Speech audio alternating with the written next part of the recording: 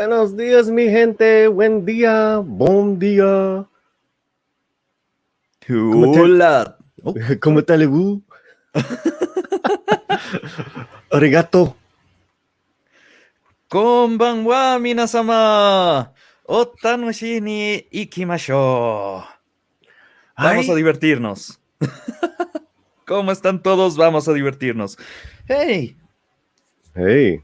¿cómo vamos, Pauli? ¿Cómo estamos? Bien. A descansar y un mini vacay. Y me siento mejor. So, yeah, gracias. Básicamente, Pauli ya tiene el poder. Yeah, dame todo el power para que tenerlos en la madre. Gimme todo el poder so I can come around to beep. ¿Conoces la canción? Claro, Molotov. Molotov. Yo crecí con Molotov. Es más, hay una canción que no puedo cantar aquí, pero que básicamente era el himno de mi escuela. El que no grite, el que no salte. You know. Yeah. Ay, qué buenos tiempos. Buenos tiempos. Nos, ahora no. no, antes, y esto es una pequeña queja que tengo sobre la música latina últimamente. Antes teníamos a los fabulosos Cadillac, teníamos a Manu Chao, teníamos a Molotov, teníamos al retorno de Exxon Valdez. Si es que te ibas incluso a España, tenías La Polla Records, tenías Versuit Vergarabat. Excelente música. Yeah. Ahora tenemos a Bad Bunny. ¿Qué diablos nos pasó? Sí, pero tenemos residente de calle 13, pero en los 90s, Gustavo Cerati, Soda Stereo, y la banda de España, ¿cómo se llama? ¿Cuál de todas? Con la voz, me olvidó, pero no. En Argentina hay un punk Rasta group, se llama Todos Tus Muertos. Oh, Todos Tus Muertos es excelente, hermano. I've seen them live muchas veces. Del lado de Argentina y Uruguay tienes grupos como el Cuarteto de Nos, que es excelente. O sea, es música entre protesta y música cómica. Tienen sus cosas, por ejemplo, hay una canción que es I Love Myself. Me amo como narciso soy, dibujo un corazón que dice yo y yo me amo. It's a love letter to himself. I love it. Sí, eso, Héroes del Silencio. Oh, yes. He oído que la noche es llena de magia. Héroes del Silencio era lo que yo iba a cantar todo el tiempo en los karaokes cuando iba, bueno, tomar un traguito aquí, un traguito acá y de repente no sabía cómo llegaba a la casa, así era la vida, pero cantaba Héroes del Silencio. Y crecimos con Nimo Molotov. Sí. We can't even play some of their songs now. No. No es posible. You know, their whole thing is that that they take the piss, the joke out of everything, you know? Yeah, because it was protest music. These guys were insane. Tijuana, ¿no? ¿Conoces? Oh, sí. Me están haciendo tener ganas de ir por una chevechita, sentarme a hablar de música. Y hablamos de rock en español, de punk en español, de los 90s, y es un free conversation ahora, until Dieguito gets here. What's really fast in the chat, what rock en español bands, which ones did you guys love? And where are they from? Todos sus muertos de Argentina, Manu Chao de Francia, España, Café Tacuba. Oh, Café Tacuba. See, they changed the name, yeah. Ingrato. They actually rewrote the song with like some female artist, and they redid it because, you know, feelings. Ingrata, no me digas que me quieres. O si no, sufre, mamón, devuélveme a mi chica, o te retorcerás entre polvos pica pica. Mago de Oz también. Mago de Oz, no. Rata Blanca. Cuando escuchaba a Mago de Oz, normalmente mezclaba con Rata Blanca, con Barón Rojo. Por ahí uno siempre termina yéndose a escorbuto. No sé cómo, pero ay, los metaleros de acá siempre terminamos en las mismas pendejadas. Y si no... No, go ahead. No, go. I was just saying, the metal's more your favorite, right? Yeah, basically, I was a metal punk rock kind of guy. For example, when I was not hearing rock, I was hearing La Polla Records. En la cocina, la foto del Papa, dentro de la bandera nacional. Este amuleto ha de funcionar. A Lucky Man for you. It's punk. It's the best punk that you can get. 2-minute songs, amazing. Sí. And then on the other side of like the punk music was Caifanes. They were more of like The Cure, you know, very poetic. To sit down, be relaxed, hear something nostalgic. Saúl Hernández. Ok, este es un músico que a la gente no le he escuchado tanto, es de trova, uno de mis favoritos, Carlos Varela. Si es que quieren buscar una de sus mejores canciones, para mí es Guillermo Tell.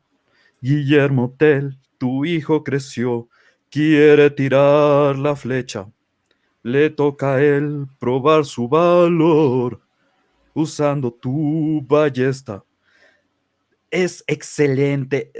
Carlos Varela, se lo recomiendo totalmente. Ok. Y Krusty Moco es un expert de rock en español México. Bueno, Zurdok, Zoe, El Guerra, Bersuit Vergarabat, King Chango, King Chango, Babasónicos. Sí. Bersuit de Parga. Y en la selva se escuchan tiros, son las armas de los pobres, son los gritos del latino, y en la selva se escuchan gritos. That was protest music full on. That was... King Chango was like more feel good. They had some stuff, but you know, Oye, mina, baby, ponte a gozar. Oye, más zanahorios. Baile, cha, cha, cha. I want to dance with you all night. He's passed away, unfortunately. Oh, no. Yeah, a couple of years ago. He, the lead singer, but forever immortalized también en cumbia con Celso Piña.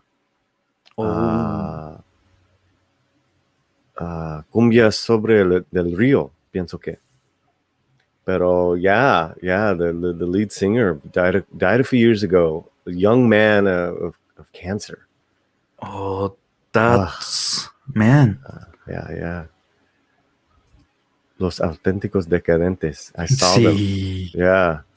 Thank you, Krusty. Blanquito Man. I was trying to remember his name. See, he was a great performer, great singer. You can check Blanquito Man out with King Chango and the song with Celso Peña. And that song has been in a lot of movies. Sí, no es rock, pero me encantaba Bajo Fondo Tango Club.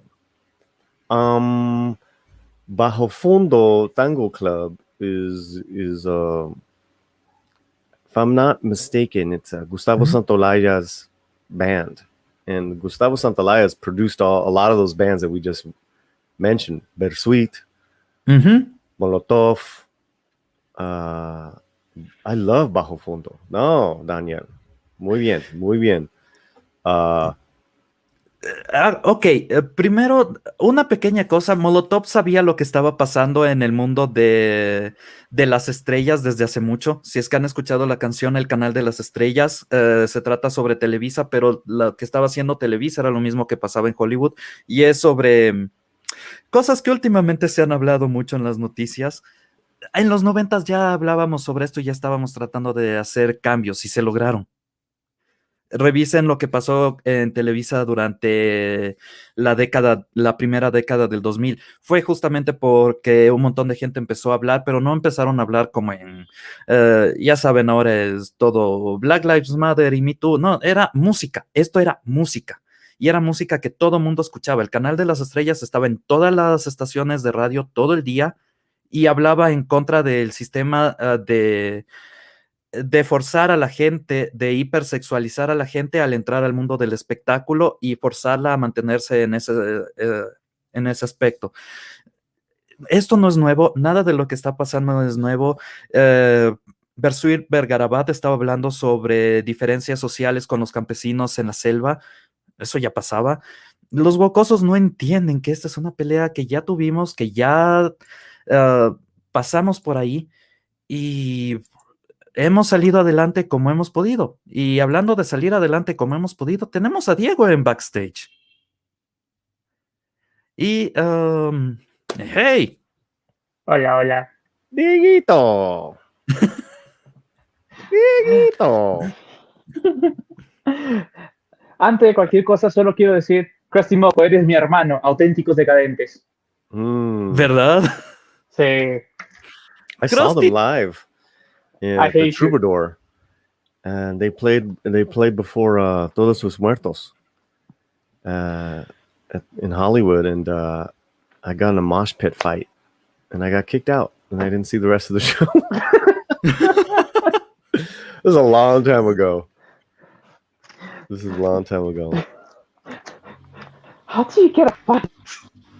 I know mosh pits can get a bit heated and still. Mm-hmm. Yep. It's Well, like people it's always when a woman is pushed. Oh, yeah. Some guy pushed my date, and I was much younger, stupid guy, and I pushed him back, but he was little, right? So what he did is he headbutt me, and it was dirty.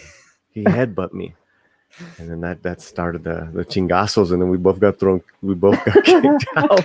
Ay, no, si supieran la cantidad de idioteces que he hecho en un mosh pit. In a mosh pit, somebody kicked my ear. I was standing, I am 1.80 m, and I got kicked in the fucking ear. I don't know how. Wait, your Yoda ear got kicked? No, my real ear. Y la voz de Midnight Edge español. Buenos días, hermano. Dice, buenos días, mis compas. Debo preguntar si van a hablar de las buenas nuevas que salieron ayer. ¿Qué de todo? Pues un poco de todo. Ayer hubo buenas noticias y hubo malas noticias. Como decía, estuve viendo el Nooner de Gary. Él dijo, hubo 3 días en los que no se sabía de qué hablar y de repente en un día hay todas las noticias del mundo. Y es verdad. Sí. Iván Sánchez. Así es. Lo hacen ver como esto es nuevo. Y la verdad, esto ha pasado por años. Estaba hablando de la canción de Molotov, el Canal de las Estrellas, y de cómo la mayoría de cosas que ahora Woke Hollywood habla, nosotros ya hablamos en la época de Molotov. Ajá. No, así, en realidad hay muchos temas que ellos hablan ahora, que si tú ves canciones más viejas, como la de los Psychos, ¿ya? Hay temas ahí que aún se siguen tocando, a pesar de que ya la gente hablaba de ello abiertamente. Pero como tienen que tratar todo como nuevo, porque no tienen ideas. Correcto. Pero hablando de... ¿ah? Y Mexican Iron Man. Well, Mexican Iron Man is about to get canceled because I have to admit it, I am not a fan of Spanish rock, like at all. Boo! Boo! Oh, Mexican Iron Man. We're gonna have to revoke your ghetto card. Ponenle your barrio pass at the turnkey, please. Gracias. Let's just say this. There's people that don't know what good music is until they get enough tequila on the blood. Yeah. Okay, Mexico. It's like, get me an embudo, get me tequila. I'm going to Mexican gusto. Iron Man. Yeah, exactly.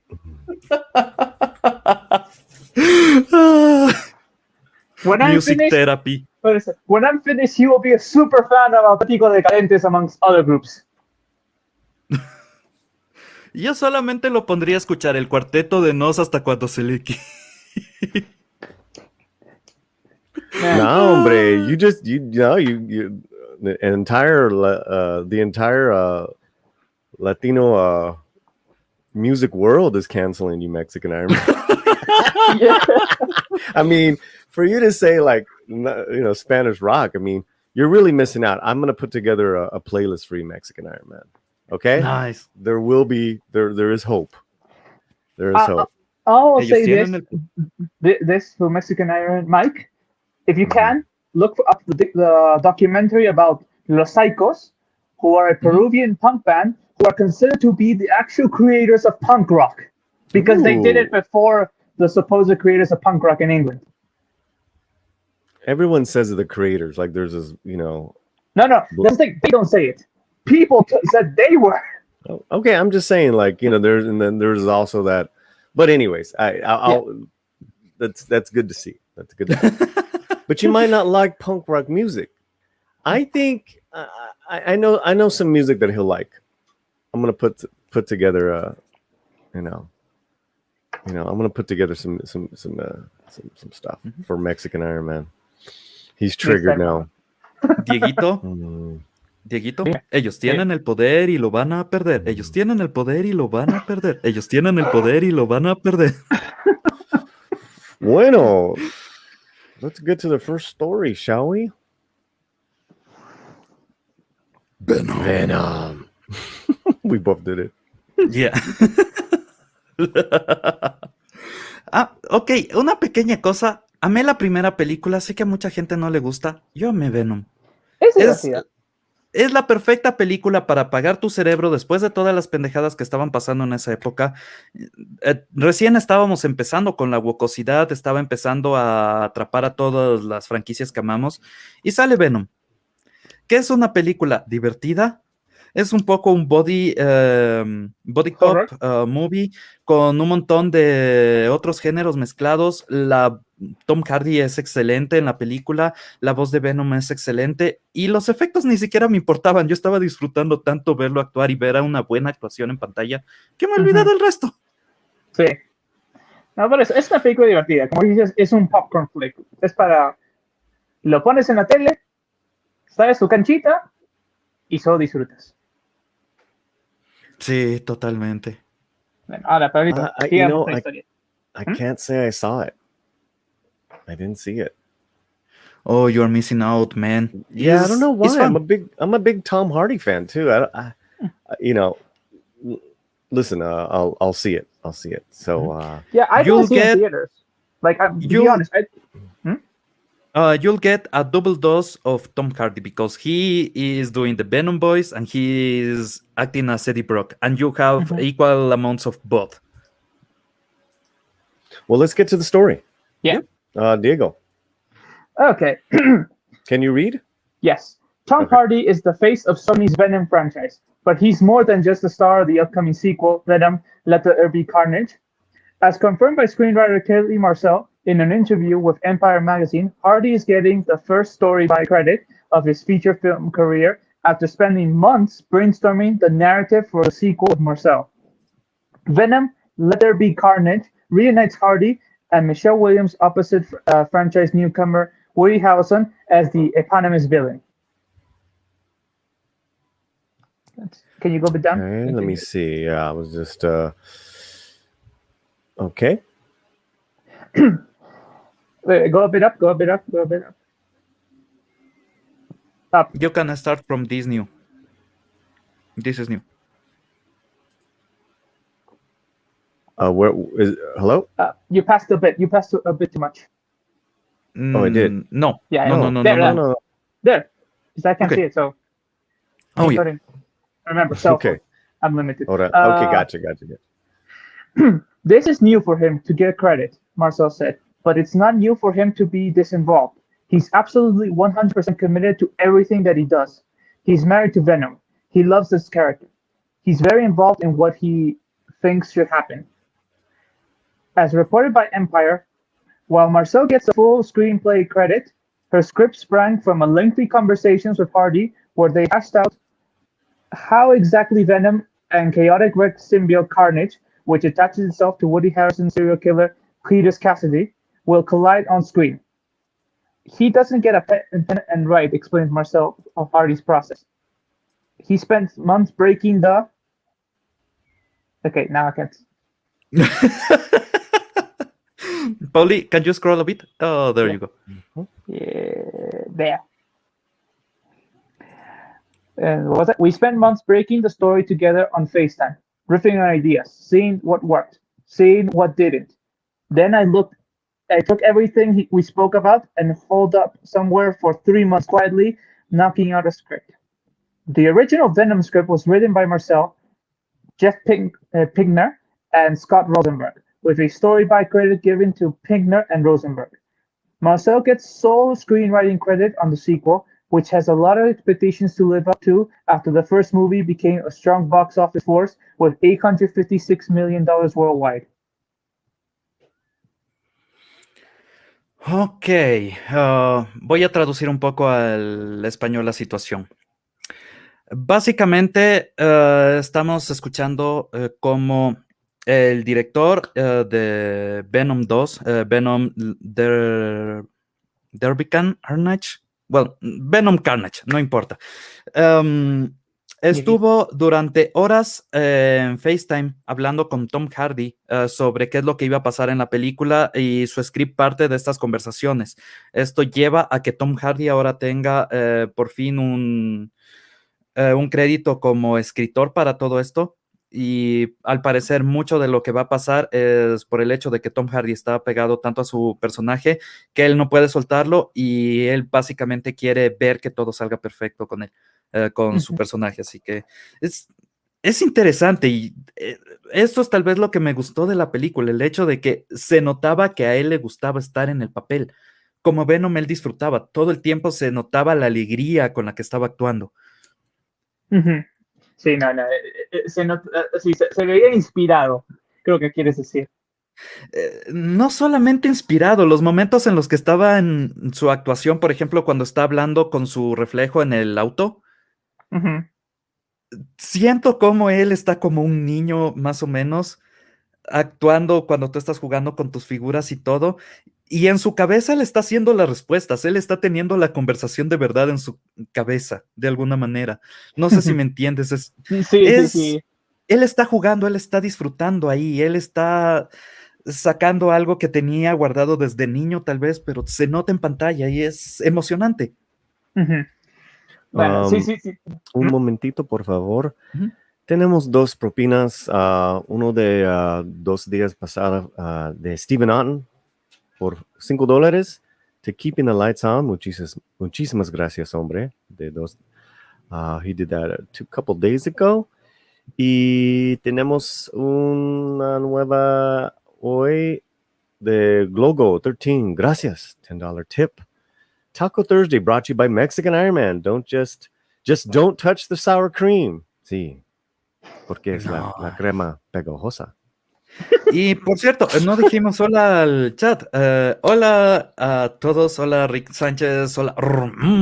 Hola Golgo. Hola T-shirt de Darius Munchausen. Mucha gente. Es bueno verlos a todos. Es increíble. Tenemos un montón de gente. Tenemos a Rick Lucey. Tenemos a D-Book Martin. Tenemos a Eric Runch Madsen. Tenemos a Iván Sánchez. Y él dice, add the avocado. Cuídense, mis amigos. Bless the universal translator. Thank you, Glogo. Bless that thing. Bless yes. it. Bueno, resume. Básicamente eso, estamos viendo un poco la conexión que tiene con la parte del guión Tom Hardy, lo cual es bueno. Y sigamos leyendo, tal vez. Well, Uh, I think it's Mhm, great that he's so involved, mhm. and he's such a great talent, and that's cool that he's mhm. so passionate about his character and about this IP that he really wants it to succeed. I mean, he doesn't have to do anything; he just show up. Mm-hmm. And I see in this next paragraph that Andy Serkis is in the director chair. Wow, Yeah. I did not know that. You want to read? You want to read this? Okay, let's go. Venom, Let There Be Carnage finds Andy Serkis in the director's chair for his fourth feature, where his catalog films include Mowgli, Legend of the Jungle from 2018, and the Mhm. romance Breathe, 2017. Serkis is a motion capture legend thanks to his work on The Lord of the Rings, King Kong, and Planet of the Apes. Criticisms were mainly flung at the original Venom for its CGI, which requires Tom Hardy to be blended with the technology. So it stands to reason that Serkis will more fluidly integrate motion capture graphics into real-world settings than the first film did. Still, details on the film's tech have been under wraps. Mhm.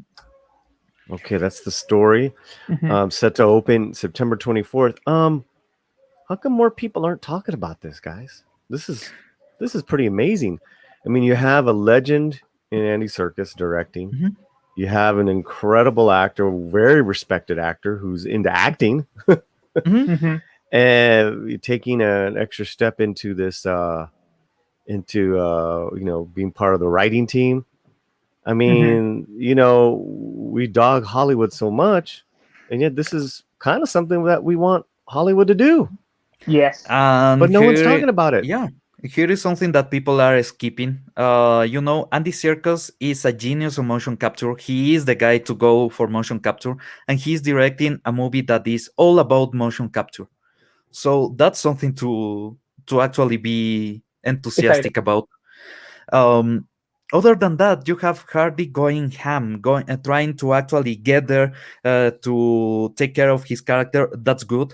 Um, there's a lot of people that actually should take more control of their characters, and I mean, like, if you have seen the MCU, the twists and turns on Tony Stark, if Robert Downey Jr. was a bit more strict on how they use his character, the representation of his character on screen will have been a bit better in a couple of movies, including Endgame. I have my issues on Endgame about how he handles things.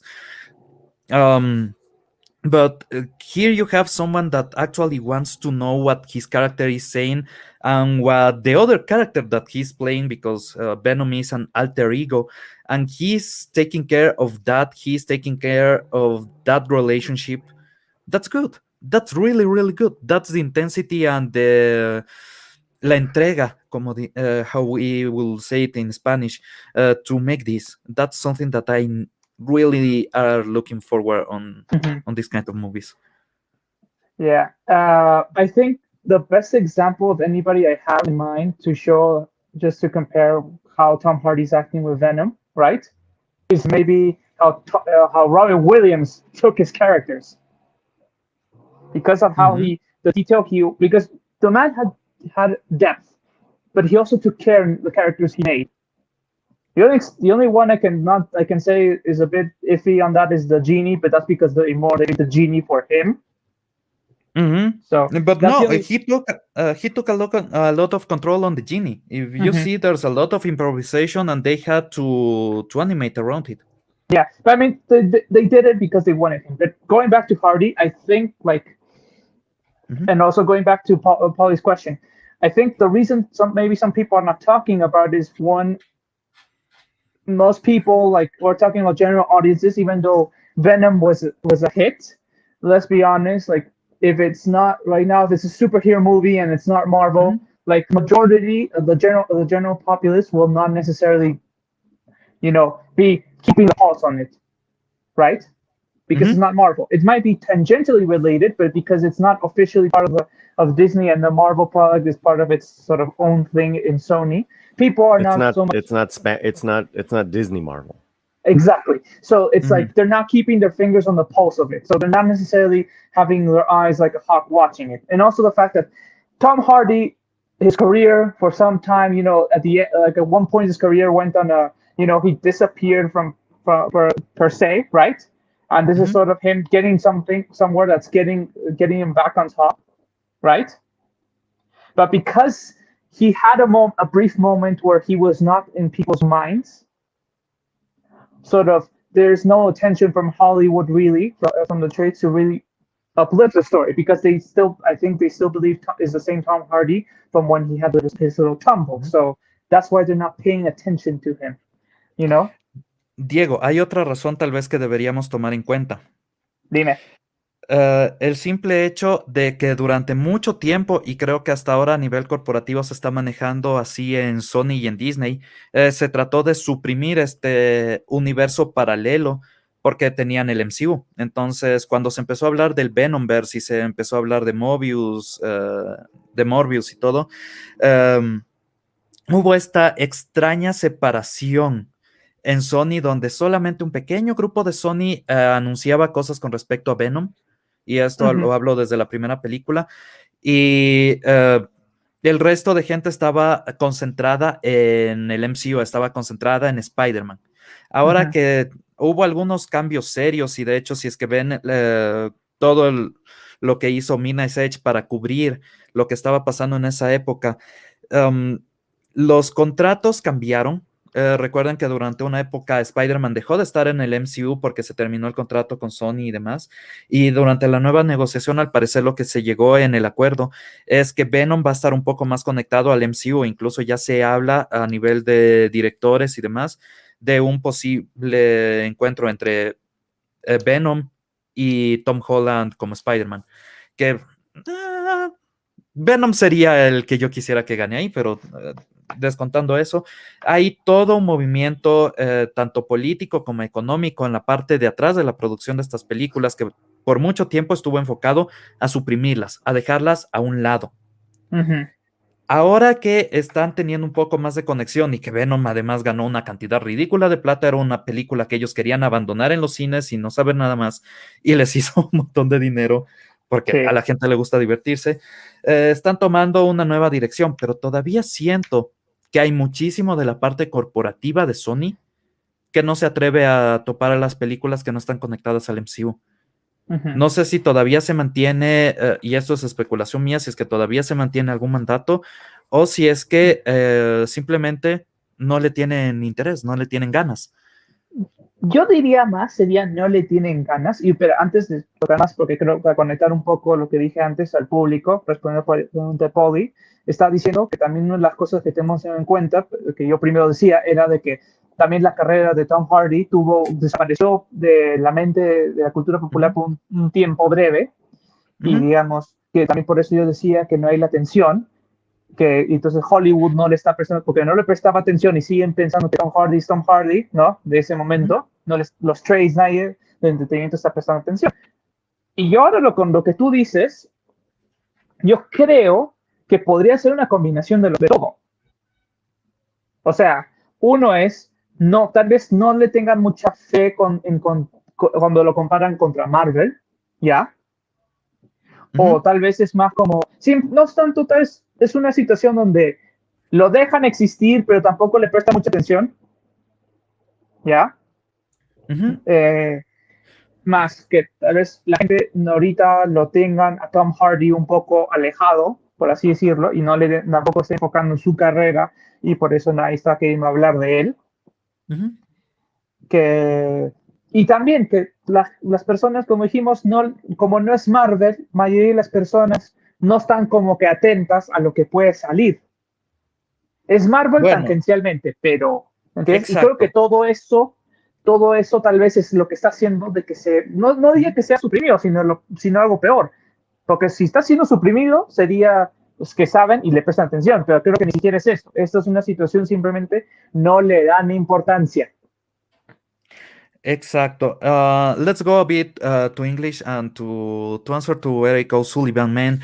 Yes, there's something iffy about Venom not being with Spider-Man. I know on Secret Wars how the Venom costume came to be and everything. And note aside, there was people that was so angry with the change on costume on Spider-Man that they wanted it gone. That's why Venom exists as a character, because they needed to get rid of that. But in the movies, I saw the movie. Let's say that it works. Without the Spider-Man, it really, really works, because this is not the same Venom that you are accustomed on the earlier comics. There was different kinds of Venom. There was this monstrous Venom that you had on the beginning, and then you have this Deadpool Venom, as I like to call him, that is like the Deadpool voice on Brooks' head, talking nonsense, making fun of him, changing the conversation all the time on his head. And that is a different kind of approach to the character. Is not the monster movie that you are accustomed to. I, So having him in this situation, being funny and being charismatic and everything, works. Somehow works. I think more than anything, it's also the evolution of Venom. Like the Vegeta transformation from going from the villain to the anti-hero. Mhm. I think it's that. It's like, but instead of doing that transition, what they did, what they were more intelligent is they got the more interesting one is the anti-hero slash sometimes villain of the week, Venom. Because Venom was not really anti-hero up to the 2000s when they flipped the switch, and the Venom from the one era is completely different to the Venom of the other era, and is an issue change. One issue he is one character, and the next issue he is another character, and the switch is flipped, and now we have this Venom. That is not the Carnage is the most the nearest that we have to the oldest Venom. I mean, So that's Mhm. but I think that also makes it more interesting for this movie because it's sort of like in this second movie will be since we're gonna have Carnage, Mhm. right? We might actually see that Venom kind of character as you said with Carnage. Mhm. I still feel Carnage is a bit more extreme than old Venom. And if they touch the origin history for Carnage, the real one, Cletus Cassidy was abused on his home. His mother worked to pleasure other men. Let's just say that. Thanks, YouTube. There was a lot of crazy shenanigans. Even he killed a cat and everything. This is something that happened in the comics. So he is deranged to a point that you cannot imagine. He gets captured, goes to jail, and in jail he gets the Carnage symbiote. He was said to die, as I recall, and he gets the Carnage symbiote. He flees jail and he starts killing people again. And he becomes Carnage. And he is so entrenched on this mentality that violence and chaos is necessary to the world just to enjoyment, that he doesn't even care to have a separation between the craziness of the symbiote and his craziness. He doesn't say, "We are Carnage." He says, "I'm Carnage." He It's like doesn't have the separation with the symbiote anymore. And by the way, yeah. Cletus Cassidy on the comics has cancer. This is something that happens during Cosmic Carnage. He is a patient with cancer and he's dying. And the only reason why he has been alive this long is because of the Carnage symbiote. When the symbiote gets with Silver Surfer, he starts to die, and it's Spider-Man the one that reunites him with the symbiote to save alive. So that's something interesting there. Te Shirta Historian dice Midnight Edge Español. When Sony gets a hit superhero film, it's a fluke. They don't know how to handle it. They don't know how to bank on it or make it work for them, like DC. And that is actually right. If you see the track record, every time they get something really, really good, they follow up with something terrible. So this time, I'm hopeful for the sequel because Tom Hardy actually wants to be Venom for a long time.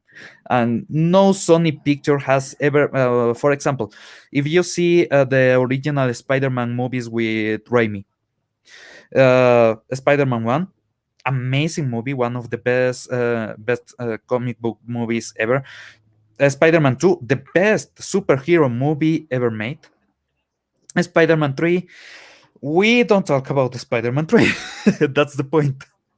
The Amazing Spider-Man, kind of good. Pablo, there's only 2 Spider-Man movies with Tobey Maguire. There's only 2 movies with Tobey Maguire.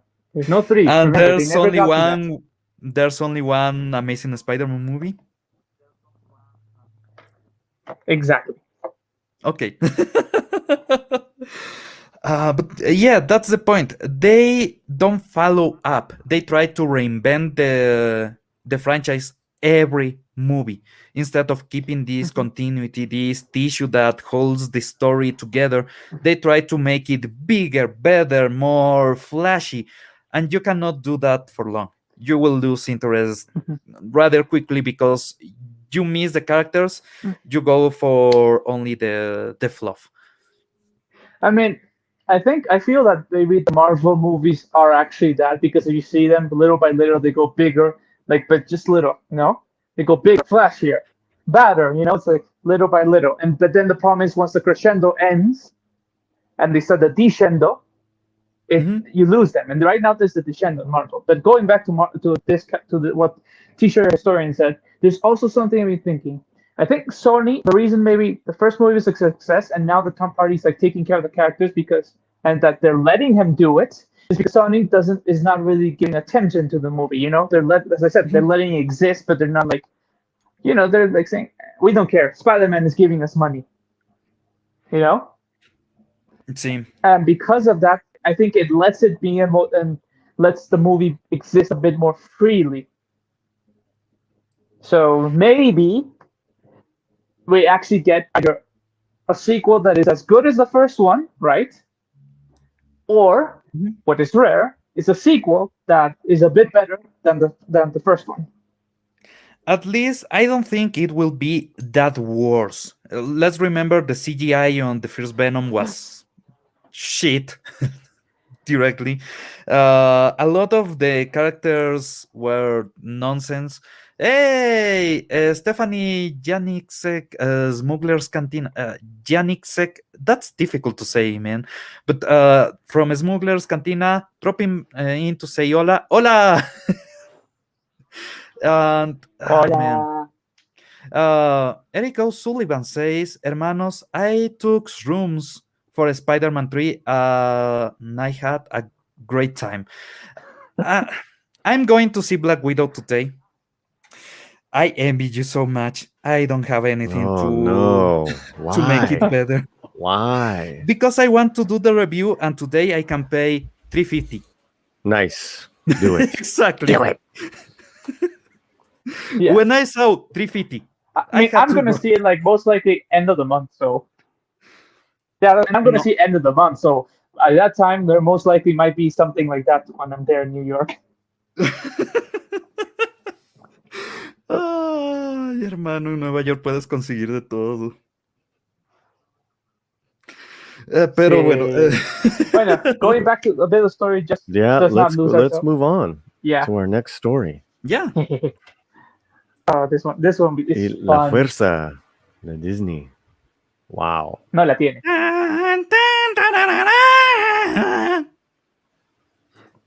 Pablo, estoy con audífonos, no me destruyas los oídos. Quería que suene cutre, quería que suene totalmente cutre, no esperaba que suene tan cutre. Por eso mejor considero. Bueno, la historia. Disney Plus growth slows as price increases, and I got blocked. Polly, your bar in the bottom blocked me. Polly, just scroll a bit. That was fun. It was really fun. Yeah, I'm trying to. Hold on. It's a Mac. It was fun. No, it's also like 150. Hold on, 100% here. Okay. Sorry, guys. Good. Okay, what was it? It was saying the title. Disney Plus growth slows as price increases and countries reopen. There you go, buddy. Disney Plus is the widely popular streaming service from the Walt Disney Company. Since launching in November 2019, the streaming service has amassed over 100 million paying subscribers as of the last Disney earnings call in May 2021. But now Disney Plus growth is slowing down at a rapid pace.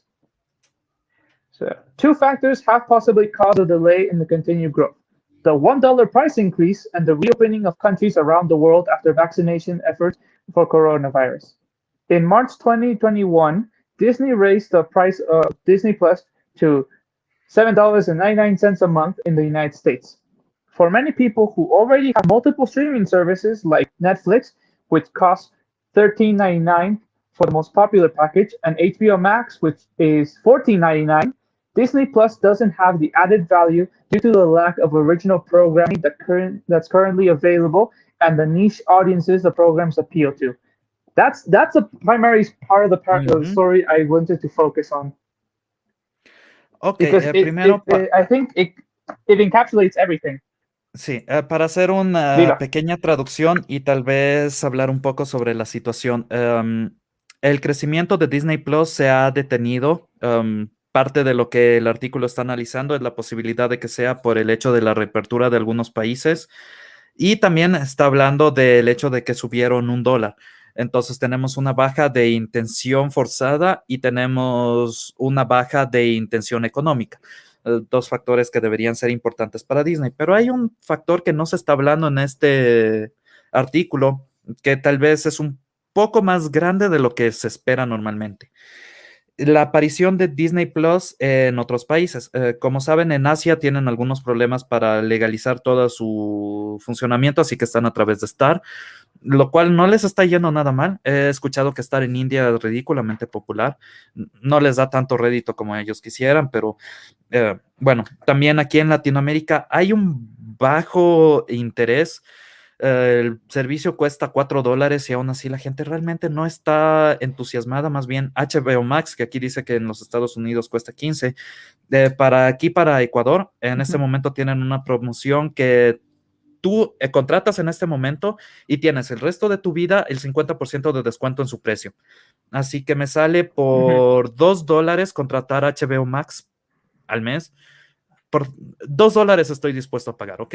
No estoy dispuesto a pagar $5, porque ya me suena un poco a grosería también. Pero $4 tal vez, y $2 definitivamente al mes puedo darme ese lujo. Es ir y comprarme un par de galletas de vez en cuando, así que... Y ese es el punto. También hay otro punto gigantesco: acceso a sistemas financieros que te permitan contratar Disney Plus. Y eso es algo que Disney no pensó cuando vino a Latinoamérica o cuando fue a Asia. En la mayoría de estos países la seguridad bancaria no es tan fuerte como en los Estados Unidos o como en países de Europa. También nuestro interés, justamente porque la seguridad bancaria no es tan fuerte, de utilizar servicios bancarios para compras internacionales y para tener tarjetas de crédito y débito que nos permitan hacer eso, es nula. ¿Por qué? Porque la gente no quiere ser robada. Es así de fácil. Sí, No, solamente para dar... Sí, adelante. ¿Ah? Adelante. No, solamente iba para ejemplificar, para Perú nomás, si no me equivoco, el 80% de la población sigue sin estar bancarizada oficialmente, así, de tener algún mecanismo como tarjeta de crédito, ¿ya? Por el simple hecho de que tuvimos nuestros propios problemas por estatización de los bancos que quiso hacer un presidente que no funcionó, pero por eso se creó un poco una renuencia a mayoría de la población de tener una tarjeta de crédito. Muy pocos tienen tarjeta de débito, y entonces, como digo, solamente para ejemplificar, 80% no tiene una forma para poder pagar esto. Y además en el Ecuador, de que Disney Plus se olvida de una cosa muy importante. No, de decir algo, termina tú, y yo creo que justo lo mío es más para Latinoamérica. Ok, Lo mío es Para sobre ti, lo tuyo. Ecuador y sobre Colombia. En Ecuador tuvimos la crisis bancaria del año 2000, que literalmente los bancos destruyeron el sistema económico ecuatoriano. En Colombia, igual, durante la época del 2006 al 2010, tuvieron un montón de problemas bancarios. Si es que tú vas a Argentina, la gente detesta a sus bancos porque los bancos tuvieron el control gubernamental durante un tiempo. Entonces, Sí. la gente detesta a los bancos.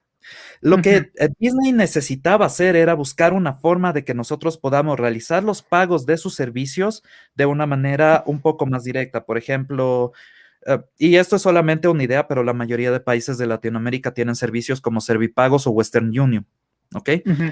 Esos son servicios por los que deberías poder pagar. Claro, no haces una contratación directa y demás, pero si es que puedes generar un token de pago o puedes comprar una tarjeta prepago en las farmacias, cosas con las que nosotros podamos tener acceso que no nos fuercen a entrar a un sistema que desconfiamos. Disney no Sí. pensó en el mercado, solamente pensó en tratar de conseguir el dinero, no pensó en factores como la piratería. La piratería es sumamente importante en Latinoamérica por el hecho de acceso. Ahora nos... Pero hay algo más grande que eso. Hay algo más Ujú, grande que la piratería, yo creo. Disney pensó una cosa que es muy elemental en la cultura del latino. ujú. El juntarse de tal forma de que solo necesitan que una persona tenga la cuenta y simplemente Paquete reparte la familiar. cuenta a quien sea, Ujú. sí, y reparte donde sea, o también dicen a todos, uno tiene la cuenta y todos vienen a la casa de esa persona y ven lo que quieren juntos.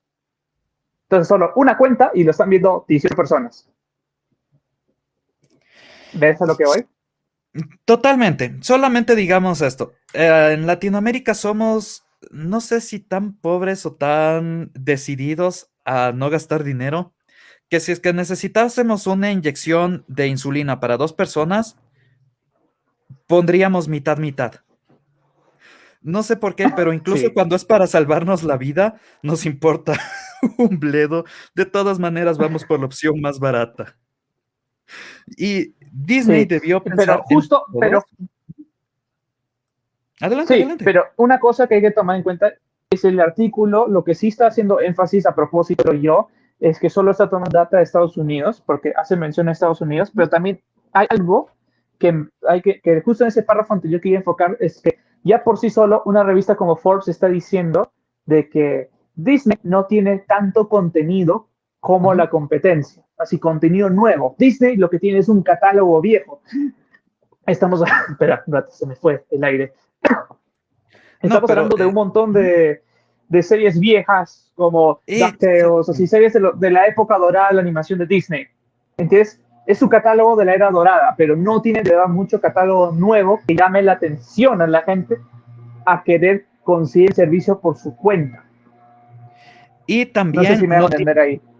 no tiene un catálogo viejo que llame a todo tipo de gente. Por ejemplo, como tú dices, tienen DuckTales o tienen Los Simpsons, pero Los Simpsons eran amados hasta la temporada 9 por lo general, pero hay gente que lo vio hasta la temporada 15 y todavía disfrutaba.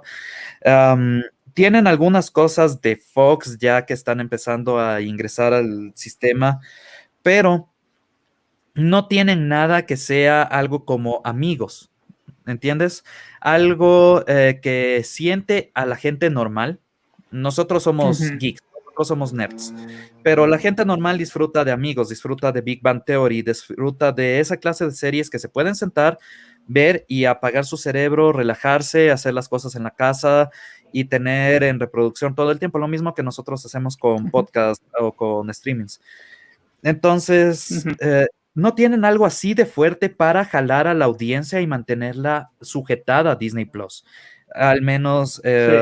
a nivel mundial no veo que tengan una sola serie que tenga esa posibilidad. Mientras tanto, HBO Max tiene Friends. Yo sé que Friends no es lo más codiciado en este momento, pero aún así les aseguro que tiene por lo menos 2 o 3 millones de personas diariamente. Are we Sí. Ujú. are we about done with the article?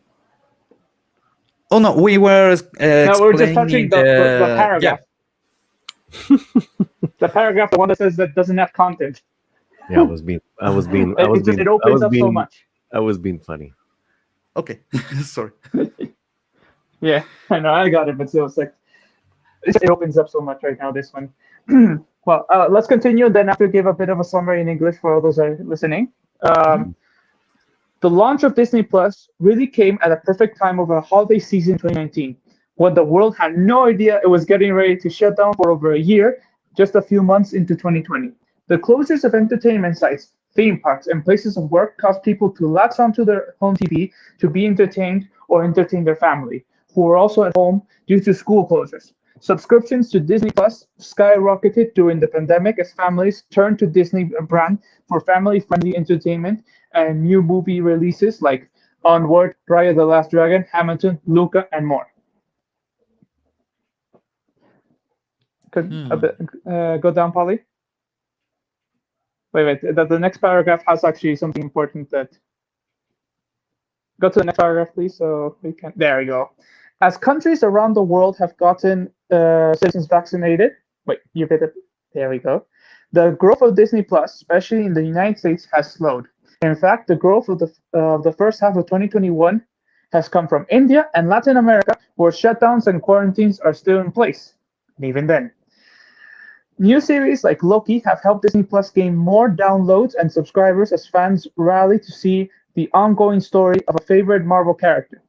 As a new series launch throughout the second half of 2021, it is likely that more subscribers will join Disney Plus with the debut shows like The Book of Boba Fett.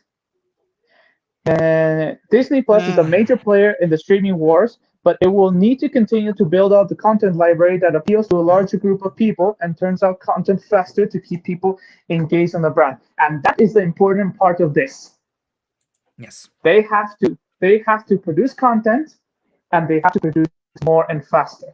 The problem is right now the pace that Disney goes doesn't give them the flexibility of content, which again, now that people are going out, like the world is little by little being vaccinated, even Latin America, even though it's slow, it's working, we're getting more people vaccinated.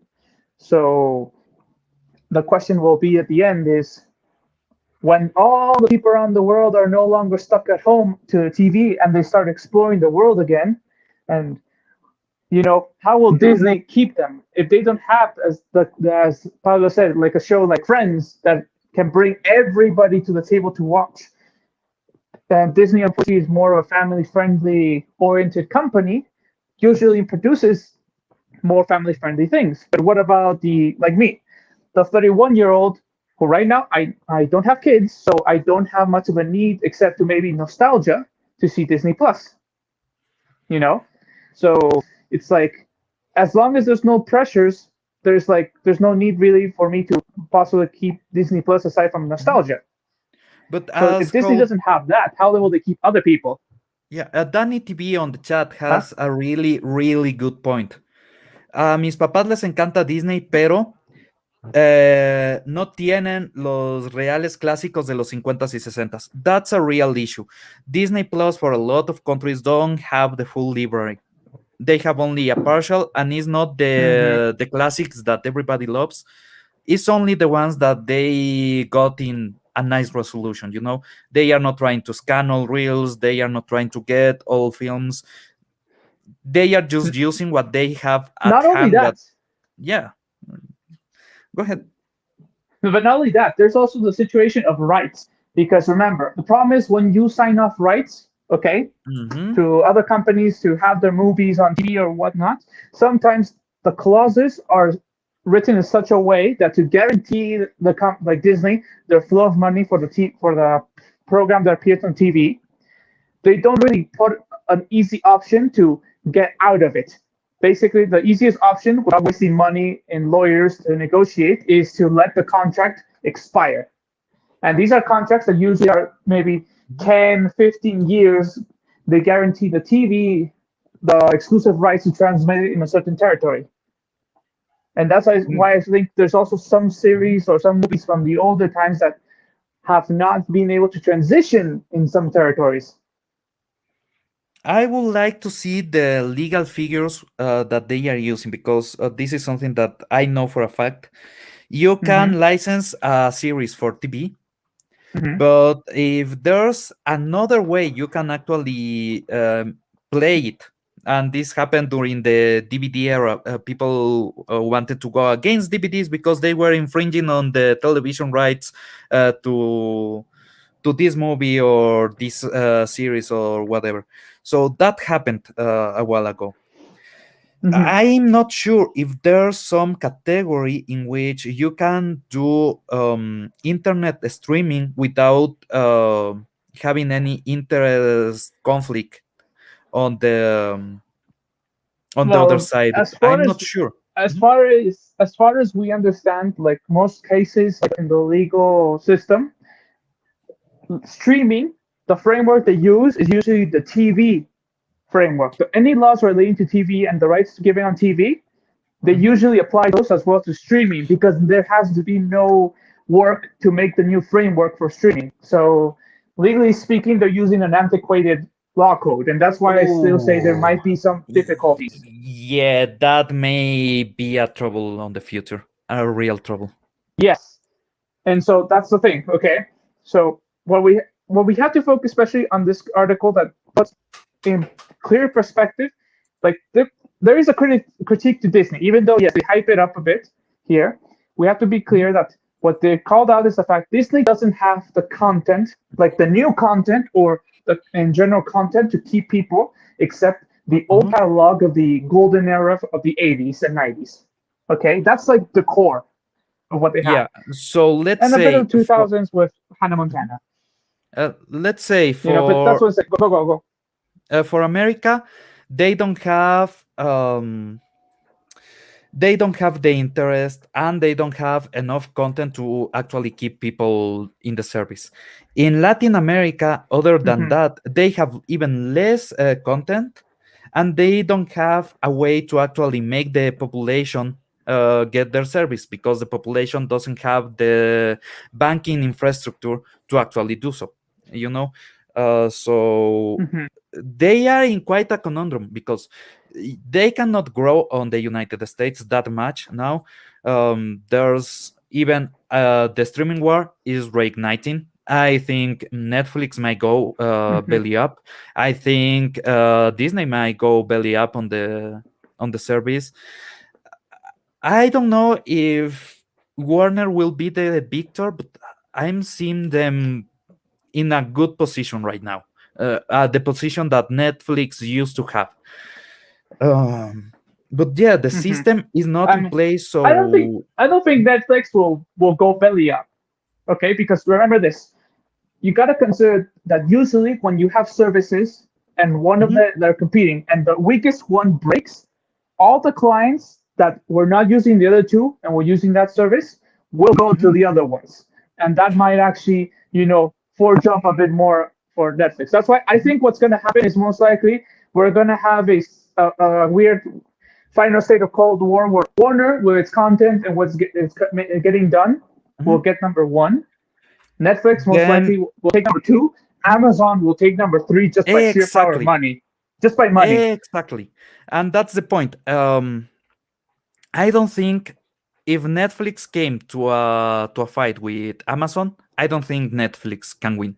If they stay out of that, they may survive, but they won't have the retention that they used to have because they used to have Dexter, they used to have Friends, they used to have series that keep people watching all day long, and they don't have that anymore.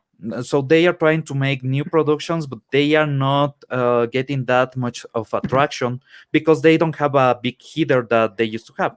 So now you have Amazon and you have HBO that have the stronger evergreen content. Netflix this is the point. I'm not sure if Netflix, without the series that it used to have, can keep going as they used to go. There gotta be so the three victors on this fight might be Amazon, HBO, Netflix, but I don't see Netflix going that big, Yeah, but I mean, there could be a huge difference between second and third place, but still, the third place is better than fourth. Yeah, that's right. That's what. And that's why we're saying Disney is in a very, I wouldn't say precarious. Right now, what we're seeing is Disney is in a very difficult position, not having as much speed in production for the new content. Yes, the pandemic slowed it down. Yes, but still, they could do animation. It's Disney. That's their thing. And so you don't have anything that will keep people really there watching. Yes, you have new shows, but it's not like the Bad Batch is not like it's not comparable to the Mandalorian. When we had the Mandalorian, it worked. When we but I'm saying it had something that people came to. You know, Yeah, the Mandalorian might not be comparable to others. It had interest. But that's what I'm saying. Yes, there's interest. Yeah, give me a sec. Yep. Okay. Okay. I was. No, I'm back. Oh, I was walking around here in Ecuador. Oh, sorry. And I saw this huge cutout of the Mandalorian, and there was Baby Yoda toys everywhere. People actually love the Mandalorian around here. They are not subscribed to Disney Plus whatsoever, but they like the Mandalorian a lot. So that's something. But I haven't seen anything of the Bad Batch whatsoever anywhere. Yep, that's true. I've been in the US for about a month, and I've gone to a few toy sections. And Star Wars, I've seen is more the classic. I haven't seen anything of the new stuff recently, which is surprising. And so, but that's what I'm saying. It's like there's not the content. So Disney's in a very weak position. We recommend people watch and see what could happen. Well, Polly, we saved the best for last.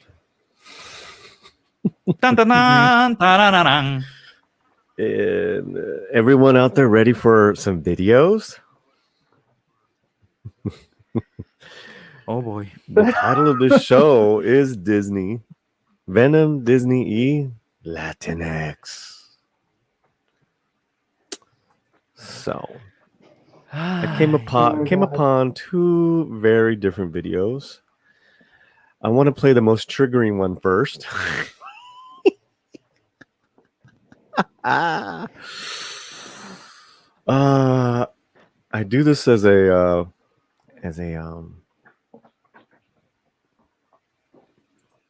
I'm doing my duty here for the community. ¿Listos? Te va a doler. A lot of people still don't accept the fact that I'm a Latinx woman. Like, I'll tell them, they're just like, no. Like, straight up, they'll just be like, no. And I'm like, I know where I'm from. Like, I know who I am. If I catch one raisin in my pastelito, we fighting. My favorite dish from my country is gallo pinto. Definitely arroz chaufa. As soon as you see that pernil and a moro de guandules, that's it. Anticuchos, it's cow heart, sliced super thinly and skewered on a bicycle spoke, actually. I've always loved alfajores. With a cafecito, it just makes it the perfect meal. I'm proud to be Afro-Peruana, Bolivian, Costa Rican, and Central American. I'm proud to be a Dominican, Afro-Latina. I'm just so proud to be a Afro-Latinx woman. Okay. I just want to stop it. I just want to stop it real quick. The title of this video said 6 Latinx folks talk about challenge the term Latinidad, which is something different than Latinx, but 6 Latinx folks that are all happen to be women. Just saying, where's the men? There's not one dude in here. Any thoughts before I go on? I will reserve my thoughts for the end. Trust me. This gets worse. Yeah, because I already saw the video. Yeah. Folkas. Okay, guys. Love you guys. Here we go. Folkas. Wow. All right. Where is this video at? Okay. Here we go. And also Garifuna, where I'm really proud of my culture and being Latina. Latinidad is kind of like a really broad term that to me really encapsulates everybody that's from Latin America. We come in all different shades, all different backgrounds. We all have different histories. There is so many cultures, languages, religions, races that are encompassed by the word Latinidad. Now, as we look back at... Okay. She said so many cultures, religions, and races that cover Latinidad. I'll give you the cultures. Religions, maybe just a couple. Besides, maybe if you still practice any indigenous practices. And there's only one race. So we're talking about ethnic differences here. That's just my 2 cents on that. Oh boy. Anyone? You guys good? Yeah. I was going to say, the racist thing, I can't say really racist, more like, as you said, ethnic difference is the better term. Right. But again, it will be part of what I'm going to say at the very end of it. Okay. All right. We'll keep going. The history of the word Latino and Hispanic, it makes it very clear that we are missing a lot of pieces. I understand that there are a lot of cultural and social meanings that are ascribed to Latinidad, but I feel like when you start doing that, you start ostracizing a lot of people that are Latinx. Growing up, I was Latina, so I'm like, oh, we come from Spain. But then, going into college and actually getting more education on it, I realized, like, wait, Latinos have descendants from Africa. We're not just one specific thing, and especially I'm Dominican. Like, you see people from all different shades in Dominican Republic. Since I was a kid, I really just called myself Costa Rican. I didn't really say I was a Latina. Calling myself Latinx feels very general. It feels like a very generalized term to describe who and what I am. It really tells you nothing about my race. It tells you nothing about my culture. It just places me in American culture, so that white people can understand. I think of people like me getting to benefit from the cool cultural traits people associate with Latin America, but not necessarily encompassing all of the struggle that comes with being a brown or Black Latinx person. There's an archetypical image of who a Latinx person is, and they tend to be, generally can be accepted as white in some spaces. They tend to look kind of like Sofia Vergara, people like that. Everybody still thinks like J-Lo or Selena. Like there's nothing else. I feel like now it's starting to come about a little bit more with like individuals such as like Cardi B, but like that's really it. Afro-Latino is a term that our generation started using now, because back then Latinos didn't really consider themselves African. When it pops up somewhere on like my timeline or on Instagram, I'm just like, oh my gosh, hey, like that's me. Like, because you don't see a lot of us, and it's just so nice when people recognize us. You see Latinas on television and they don't look like this. Well, I think of Afro-Latinx people who are vastly underrepresented in the media, but when they are, they might just be represented as Black people. When you think about Latinidad, don't just solely focus on what you see on television, because that's not it. We don't all look like that, They're more European in the television. Latinidad is, to me, it's anti-Black. I don't feel that I'm represented within the media.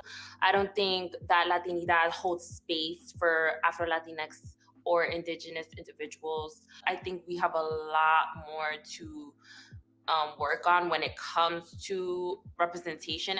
If in most contexts you are perceived as a white person, you have just objectively way more privilege than people who are never perceived like that in any context. When you really, really go all the way back, my community is from Africa, straight up. The African culture is one of the hugest within Latin America, yet it's tried to be erased so much. Like now it's where we're really breaking it down and really identifying as to what we truly feel we should be, called, whether it's Black, Indigenous, Mestiza, etc. I would like the future of Latinidad to just be more inclusive. I think the more we learn about history and the more we understand about culture and about the way that we can impact our community by being of support to the already existing movement, how I'm making sure that I stay grounded is to make sure I am unlearning and that I'm relearning. When I think about our history in terms of colonization, it makes me sad, of course, but I'm also proud to know that our people and our culture has survived that, and we are here to stay. I see us continuing to fight for our place in America. We belong here. Yeah, we're resilient as like. Oh, okay. Jefecito, permission to rant? Yes. Okay, let's begin for. I will go to other topics, but first let's go with the biggest thing that I hear in this. Black Latino is the biggest. Sorry, no, that's not true. Indigenous Latino is the biggest. Most countries didn't got black slaves until the end of the colonization. Normally, you will see on Brazil, yes, they had a lot of black slaves. In the rest of Latin America, not so much. Even in Cuba, black folk went after the colonization. So that's a huge mistake there. Okay. Other than that, how do I say this? They are full of shit. They are just full of shit. You are You in the just said it. Yeah, you are in the United States. Sorry to tell you, but you are not going through the same hunger as we are.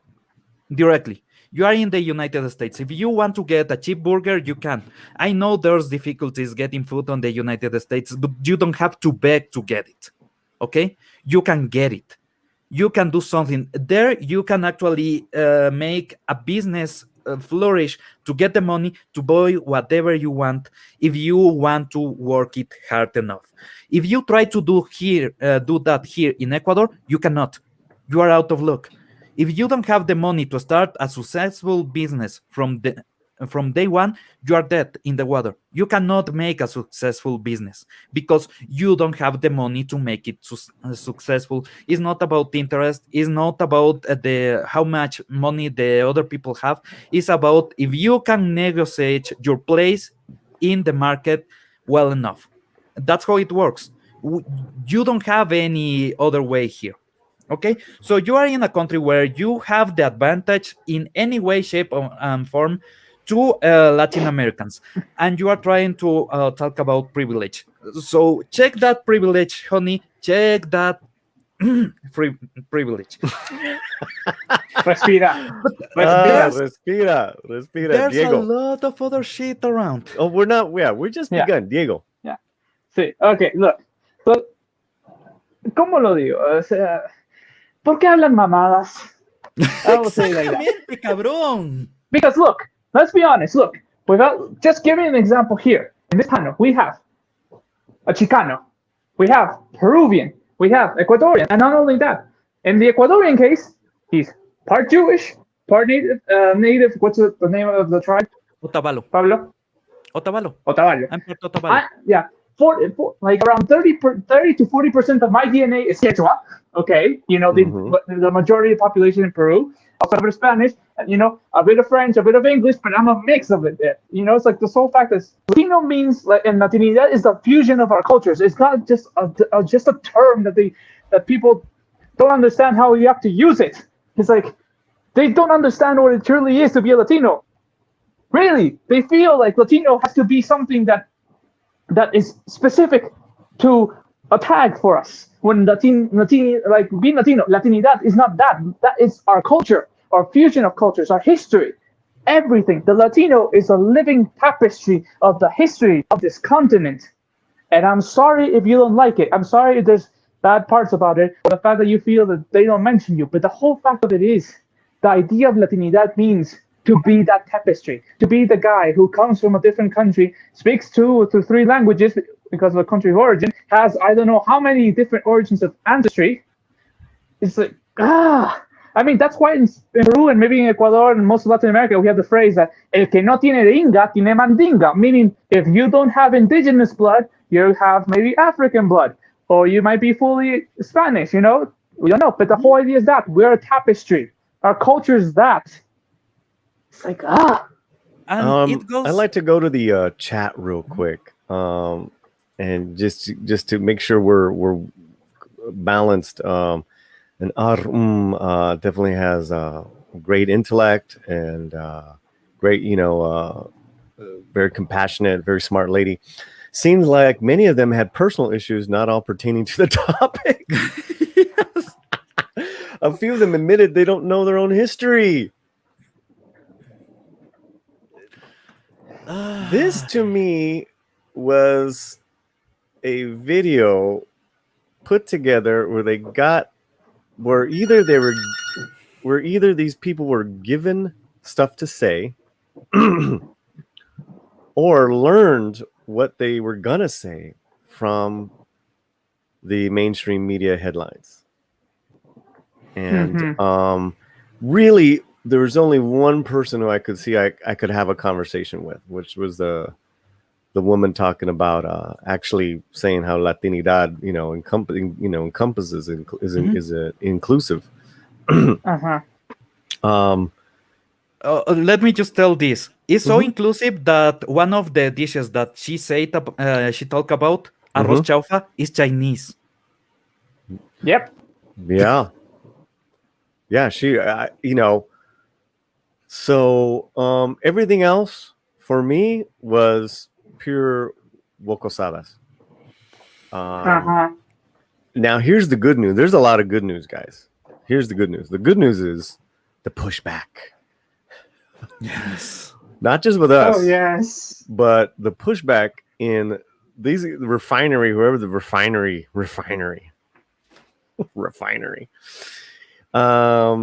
They put this video up. I don't think they were expecting these comments. Latinx is not a word. Métete esa palabra por el cult.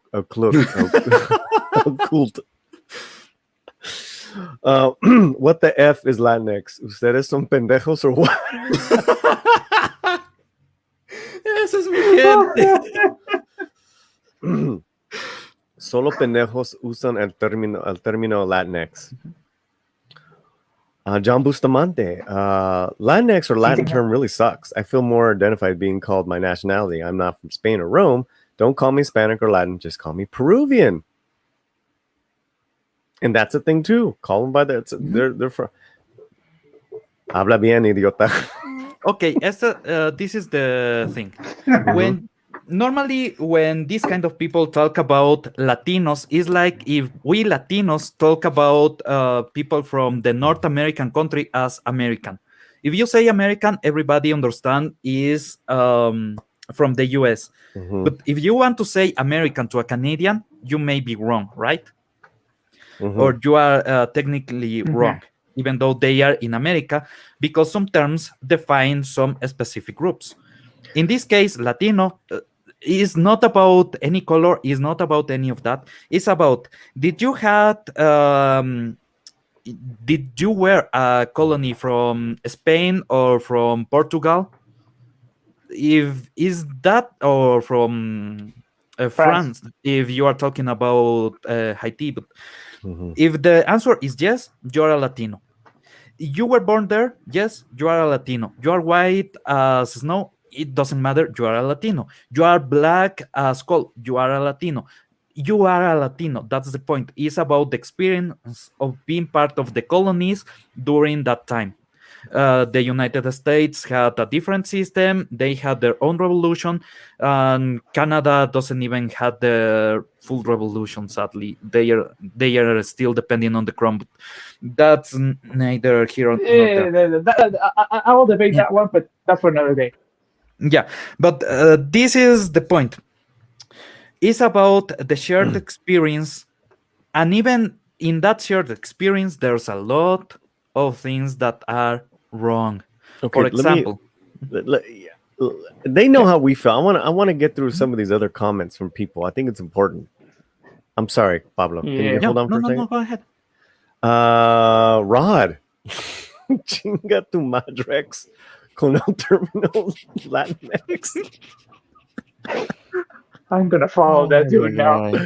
Latina, no Latinx. Idiots. Oh, that's amazing. And it's all everyone is just on top of this. I challenge the term Latinx. Good for you. Woco sex. Yeah. I'm going to read this one in Spanish. Luis Alejandro is like 96%. What? Yeah. There, that one. Look. Yeah, that's from a Pew Resource Center. Study. You want to read this one? What, from who? In Spanish? Oh. Graham. Ya están jodiendo su idioma en inglés. No vengan por el de nosotros. Latinx no es una palabra, pendejos. Quizás los gringos estén de acuerdo con esta mierda, pero nosotros no. Graham Robbins. Basically, they're calling them out saying you're killing the language. Yeah. Graham Robbins in the chat say it perfectly as an Ecuadorian will say it. ¿Qué chucha les pasax? ¿Qué chuchas les pasax? Bien dicho. Oh, and look who chimed in. Old Soul Assassin there.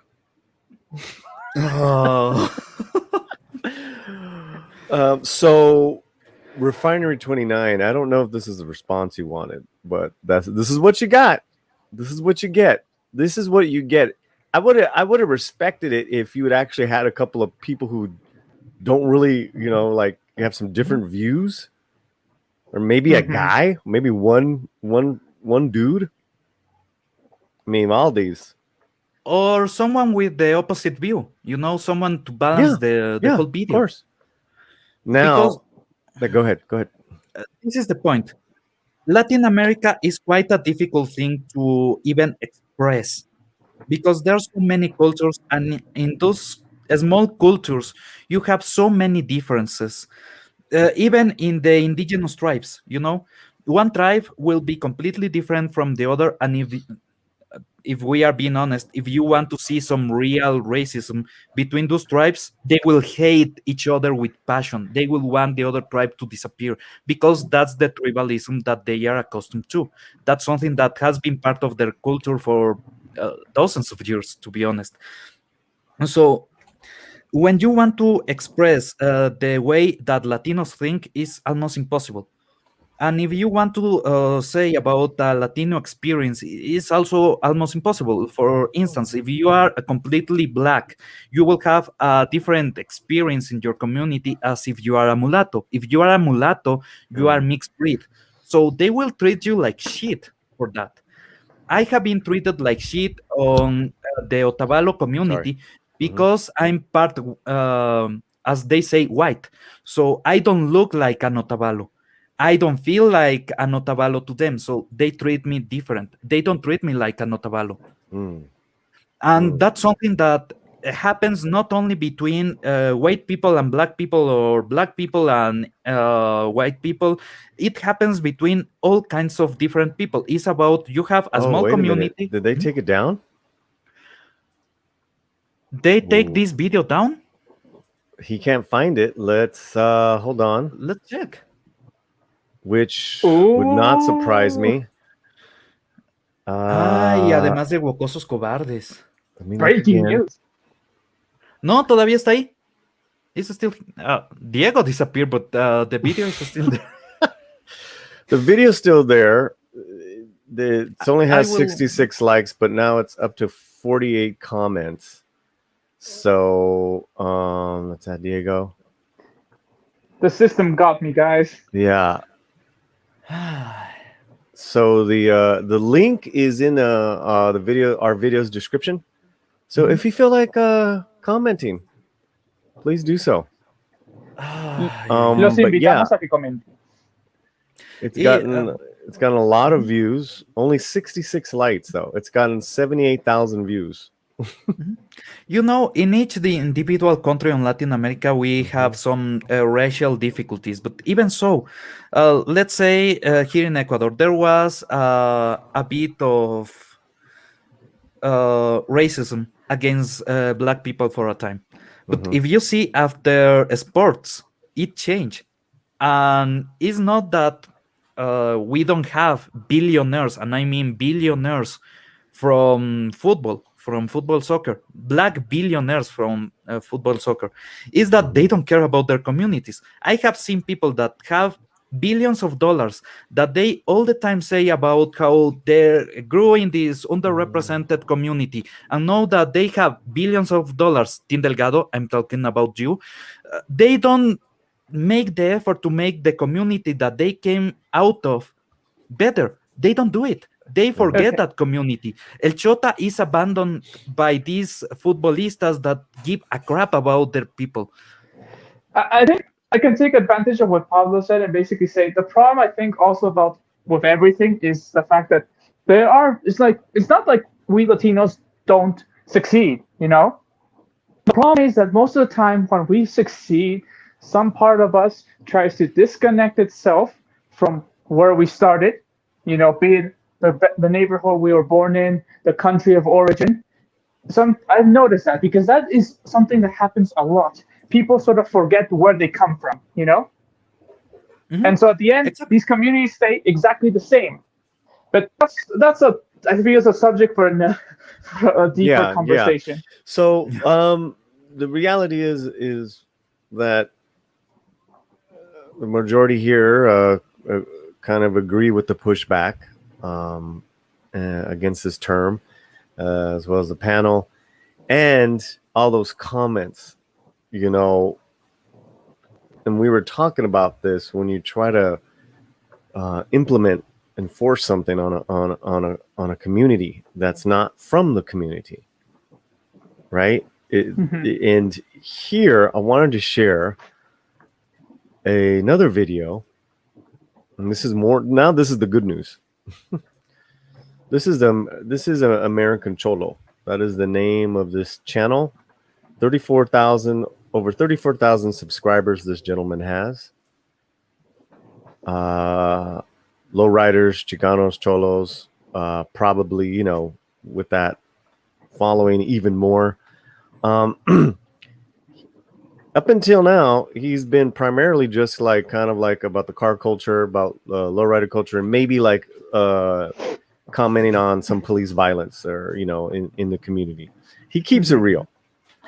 So now he's starting to speak out on this a little bit. So I want to play this for you guys.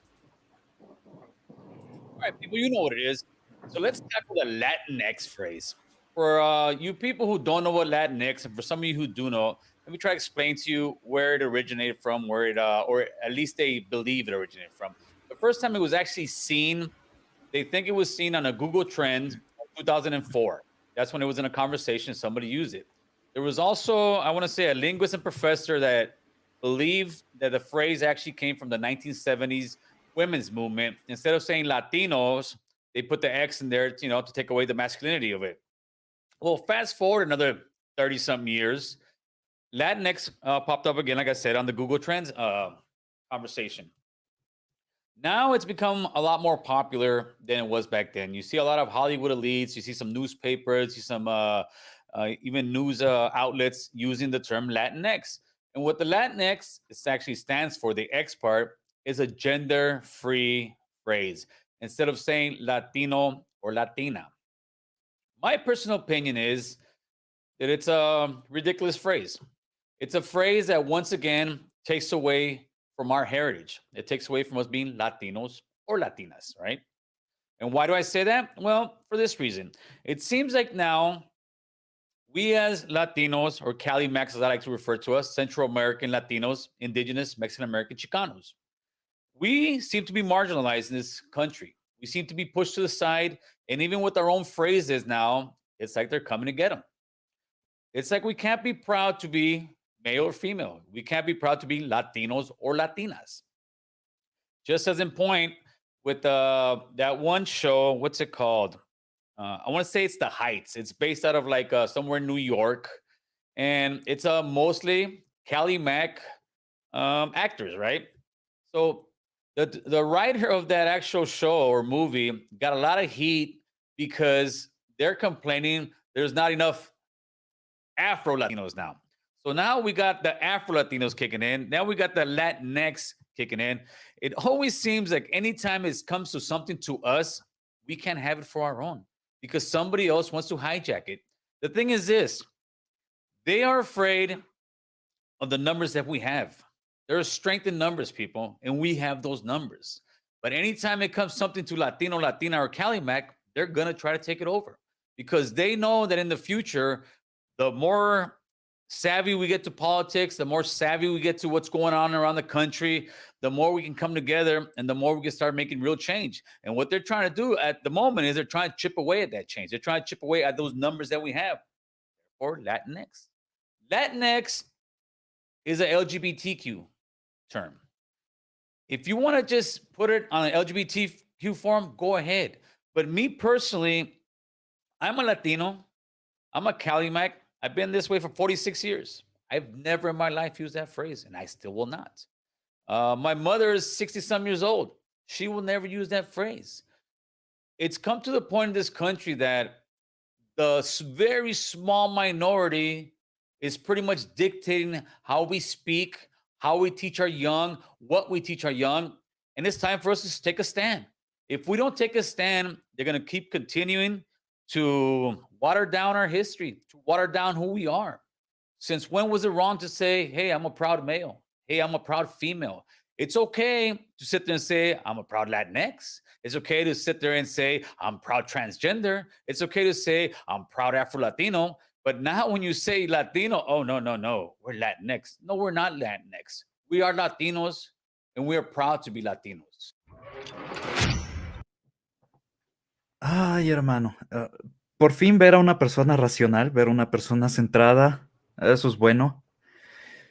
And you know, Danny TV has something really important on the chat. In Spanish, in the Spanish language, a masculine form of a name is for men and women. Women have always an exclusive word for them. And that's something that came from the specialization of Spanish. It comes from Roman, okay? Once the empire dissolved, a lot of tribes went amok.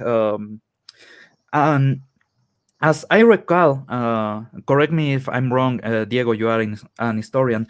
In Catalonia, there was a group of women that practiced magic, and they started using female forms of Latin terms. Normally, transition on terms in Latin is not about gender, it's about time, form, and the position of the word in the phrase.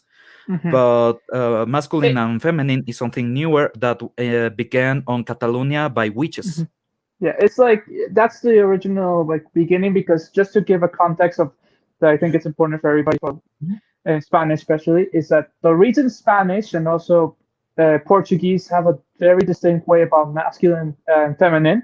It's a bit different from, example, the Italian way and the French way. Okay, those are the original ways. It's because of the Visigothic influence that came to Spain, and they became the higher nobility, and they started adding elements of their language into Latin, because the majority of the population in Spain, when that happened, still spoke Latin. You know, they were part of the empire for like Rome for like over 500 years. You know, so it's like when that happened, the Visigothic language had a very specific way to distinguish men and women and how to you express them in their language. So those, as we call them, witches, because it was more of a Catholic thing, how they call them, they're the ones who influenced the way we spoke, because also in Visigothic culture, those people, is like the witches are the ones who actually also sort of partook in the spreading of culture.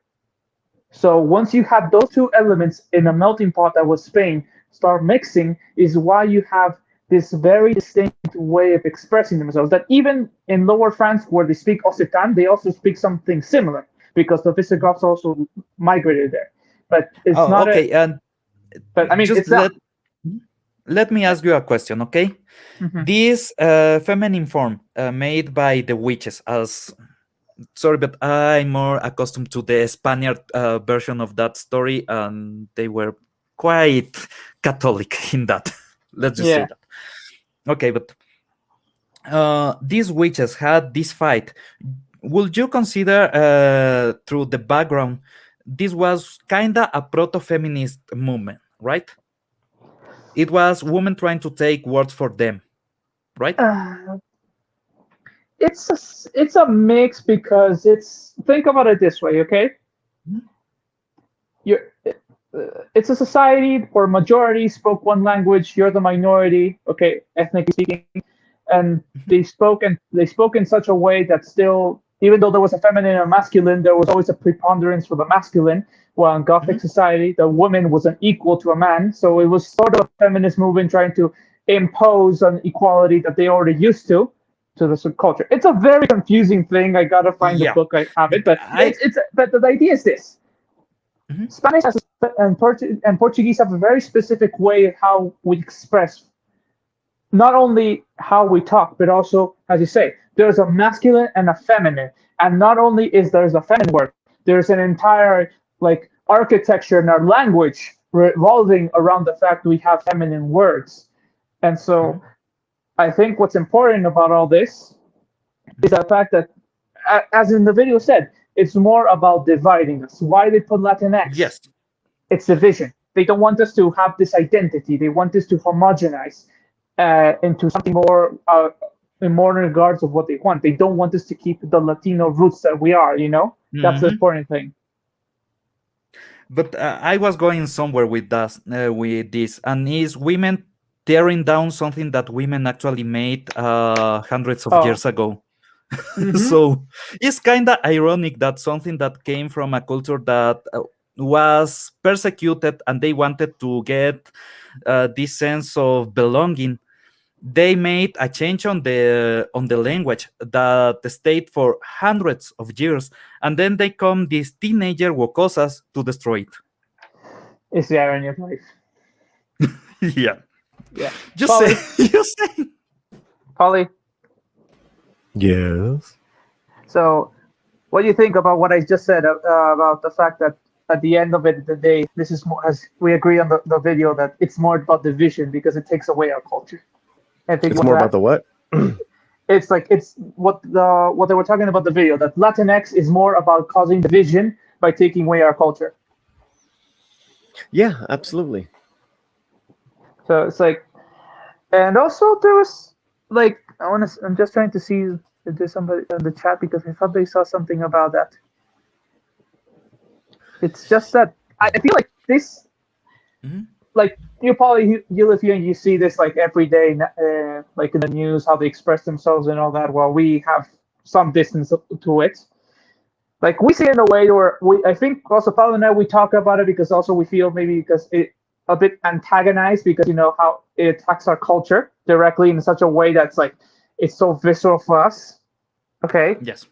But it's like, but I also want to know, like, I know that in most of the Latinos in the U.S.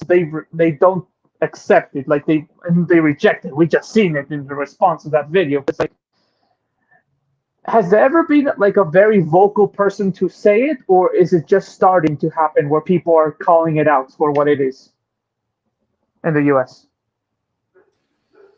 Yeah, I think the pushback is just started on many years. I think you're seeing now pushback articles, people pushing back, speaking out almost every day now. It's like, yeah, you because know, it's like, not just Latinx, but like from like Dean Cain or people are just tired of it, and they're also tired of being afraid to speak out just because their opinion's different, and that's, to me, that's more important than anything, is that, look, you can call yourself whatever you want. I don't give a shit, but don't force it on anyone else. Same thing with right now, because of what happened last year, which is just amazing. It was a 1-2 punch to our liberties, which was the beer bug and the death of George Floyd. It was a 1-2 punch, man. I mean, to where they took the situation and ran with it. They being a small, powerful group that just wants to keep us divided. And so they're going to use every little, I think they want to see how far they can, how far they can get away with it. I don't think it's that planned, just because things keep changing. So, yeah, it all of it is just so, it's just so odd, because again, I don't mind people, having different opinions, and but if it's just based upon your feelings, and or like kind of secondhand information, you're not really getting the facts and getting the information correct, then. But that's what's kind of, I think that's what's a little dangerous about this, is that a lot of that information, what you heard from that first video, is just incorrect. Whereas the second gentleman, he was on point. And I had talked about this as far as like just take that gentleman and the community he represents, thousands, Chicano, lowriders, cholos, that whole thing. You think they give a shit about this? No. Right? Then you try to tell them about socialism and communism. What do you think they're going to do? How do you think they're going to react? Because you're basically telling them to, turn in all your hard-earned prized possessions that you worked for, and you're going to give it for the greater cause, to the greater good. Which it probably, and we all do our charity work. We all do this and that, but that's the majority of people that you have to convince that, their way of life has been wrong, and here, this is how you should be. What do you think is going to happen? Pushback. Yeah. But at the very least, pushback. Yeah. And there's What other kind of thing. pushback? Yeah, a lot of people that have gone to the United States came from, let's say, Cuba, a country where they faced communism, or from Venezuela, or from Ecuador, or they have been in countries that had hardships like you will never believe, like Argentina or Chile. So these people are tired of all this. This is something that happened in Ecuador a couple of years ago. Rafael Correa wanted to change the hymn to Quito, that says porque te hizo Atahualpa eres grande, y también porque España te amó. That means because Atahualpa made you and because Spain loved you. So they are paying tribute both to the Incas and to Spain. And they wanted to remove any mention of Spain because Spain is evil. No, seriously. And it's a name that has been for 200 years here. And we sing it from the bottom of our hearts. And they wanted to take away the Spaniards because the Spaniards are evil. Even though a lot of things that were wrong during the Inca Empire were corrected by the Spaniards. And once we get freed of the influence from the king and from the virrey, we actually made a way to fix the system. We are not in a perfect system. We are still working on it. There's a lot of inequalities, but that doesn't mean we are not working on that, and we are working at that as people, not at these separated tribes as Ecuadorians or as Peruvians or as Venezuelans. We are trying to make it work somehow. After all that happened. So trying to take away things from us to make you feel better will only make us angry. We are trying to fix what we have. We don't have time for you to come and take away from us. That's that. And again, I'd say that the vast majority are just like, us and the people like that follow American Cholo. We've kind of been respectful for a while, just like waiting for this to pass, and it's just like you're gonna push it too much. Whether it's something like, I think, from Latinx to social programs to politics, people have bought the bag of goods, and kind of just based on a lot of half truths. And also too, we have a lot of great social programs. Some need to be reformed more than others, but it's already on paper. and actually, there's a lot when you consider the how grand our country. I'm talking about the U.S. How big and complex this country is. There's a ton of social programs that have been working. Yeah. Nothing's perfect. Absolutely nothing's perfect. And do people get screwed over? Yes. Do people take advantage? Yes. That's the human nature of it, right? But for the most part, this works. And I've said this before. Whether I get, I really don't care. But I'm going to just tell you this. There's very little racism, true racism in the States anymore compared to the numbers. Right now is more a thing about classism, if we want to be honest. And this is something that kinda irks me in a lot of ways on this whole thing. And I'm glad that the guy in the second video was talking about In the Heights. In the Heights, they have been trying to obliterate any goodwill to the movie. For instance, do you know that Lin Miranda is fighting with... Real fast, Soul Assassin, the link is in our video description. Link is in our video description. Go ahead. Do you know that Lin Miranda is fighting with geeks and gamers? No. He's fighting with geeks and gamers. You know why? Why? Because they made a good review of In the Heights. Yeah. That's it. They made a good review. They talked positively about In the Heights, and Lin Miranda came bashing against geeks and gamers. So these people don't even want good attention. They just want to cry about things. Does this have to do with I don't know if this is connected. Maybe, but because Lin Miranda has been fighting with a lot of people out of late and is totally uncalled for, especially when people that you normally will say they are these evil gringos that want all the Latinos to go away, and they review a Latino movie and they go, yeah, we are against wokeness. This movie was great. And I remember the review. I remember that was like one of the early reviews of it. Yeah, you stay like, what's wrong with this guy? But he's still trying to fight and fight and fight. Stop fighting. The story is called A Word in Defense of Lin-Manuel. That came out on June 30th. Ay, hermano. So they don't know what they are doing.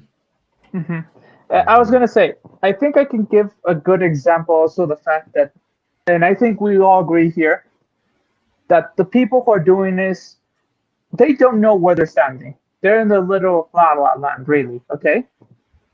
Because my sister would be considered a liberal, okay? Especially since we had an American education, so she would be considered a very liberal person in that, like those people. Does he share some points of view with them? Yes.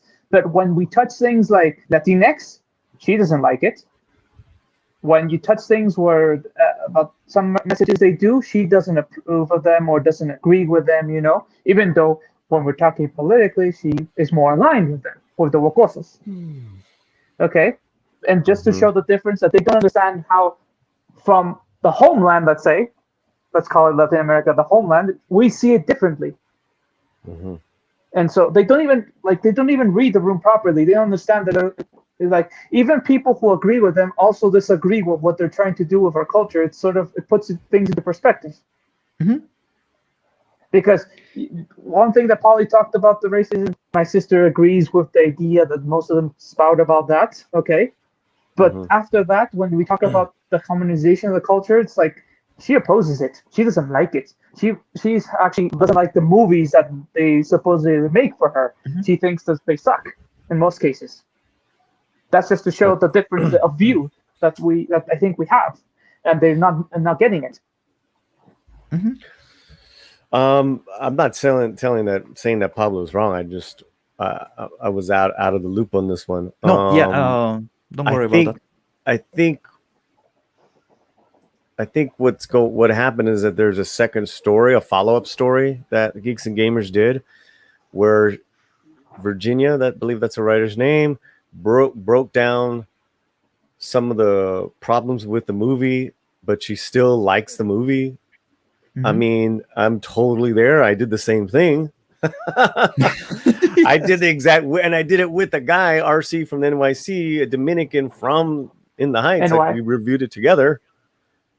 You know, I don't know why. If Lin-Manuel is going after G&G, which is unfortunate, it seems he's getting hit on all sides. And I think when you get hit on all sides, you and we talked about this last night, unless you're like a Zen black belt master, you're gonna misfire. And that's what that's probably what's happening. He's misfiring. You cannot win a war without allies, and they had an ally here. They had all this community was willing to look away from all the shit that was in the movie proper about racism, about wokeness.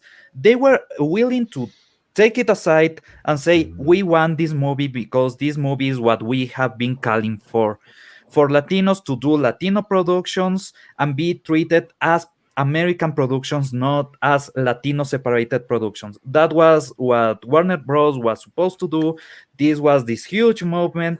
And once we have that, what we do? We tear it apart because we don't like one color of one person in the whole movie. And that's all. And Lin Miranda going against everybody, you need allies. And we were the allies you wanted because we are trying to keep movies being movies. We don't want them to be propaganda. We want them to be movies, be entertainment, so everybody can watch them. We don't want white people to watch Lin Miranda. We don't want black people to watch Lin Miranda. We don't want Latino people to watch Lin Miranda. We want people to watch Lin Miranda as Lin Miranda, not this Latino filmmaker, as a filmmaker or as an artist. That's all. This is the community that was willing to do that for you. And what you do, you see a good review and you go against them. It's Here, stupid. you know what? Let me look in it. Let me just share this. This is just I just put in, right, this Lin-Manuel Miranda, right? And the Encanto trailer just dropped, I guess. That's what they were talking about. Disney's Columbia set animated musical. But look at the news headlines, right? Sees art and philanthropy is the same lens. Then he goes right to it. Fox News, MSN host scolds angry white man Bill Maher over Lin-Manuel Miranda criticism. Stay in your lane. The next one, San Francisco Chronicle Datebook. Miranda Moreno should not have apologized for In the Heights. Then you jump back. The Post. In the Heights, just more of the same whitewashed Hollywood. Then you jump back. I mean, this is just, it's bonkers, man. It's bonkers. It's fucking bonkers, man. And it's like, let me just, here's the truth. I run in some very liberal circles, and some of these guys are wokosos, but they're buddies of mine. When this came up, it was full agreement. You don't apologize. He should have never apologized. And that whether and they weren't even convinced that this was a real argument, which is not the whole Afro Latinx. But let's say it is. Let's give him the benefit. You gotta choose the right forum. And going after director and going after the writer and then calling them names. Look at all this, and we've gone over this before. Look at what it's taking people that might have wanted to see the film. They're not going to see the film. Yes. It's taken a creator become so defensive he can't tell who's an ally or not. Right? All because of these entitled wokosos and not showing the respect and just hey, I have a problem with you. Can I chat with you after the interview? or let's talk before. If you feel that you cannot go on with this interview because of your principles, right? Why didn't that interviewer, if you are a principled journalist, do two things? Not do the interview, which I would have done if I'm that principled and I'm a journalist. Okay. Or ask for an audience with them before or after. Get some point of clarification. Or pull a Robert Downey Jr. and just get up from the seat and leave. Well, no, that's the other side. I'm talking about I'm talking about this person's supposed to be a journalist. This person's, it's not about what they like, because they said, "Oh, well, I liked your movie. I liked your little movie, but I want to be I would be remiss if I didn't bring this up." That is not being a journalist. That's not being a It's being jocoso. I mean, so it's agenda over journalism. It is dead. But see, that's where this is where they're learning it from. Well, if I kick and scream loud enough, I've seen it. If I kick and scream loud enough, they give me money. If I kick and scream loud enough, they defund things. If I kick and scream loud enough, I get a multi-million-dollar Hollywood deal. If I kick and scream at this writer and director, I'll get cast as the lead in the next movie. There you go. Like the dude said before, when we finally get something as Latinos, it's almost instantaneously they try to take it away from us. Yeah. So it pissed me off a bit also about the whole situation. It's like, finally, as Pablo said, this was to be, the first time we had a full budget movie that has a Latino focus in it, like true Latino everything, right? And then the controversy happens and it overshadows it. And we lose the great moment, that moment to shine as a community. It's lost, mired by all this controversy. It's like, yeah, I mean, it's considered a dud. It's considered a dud, and even though it shouldn't be. It's a fun family film that woke Hollywood didn't expect. They wanted take it to the streets, Latinos. Take it to the streets, Latinx.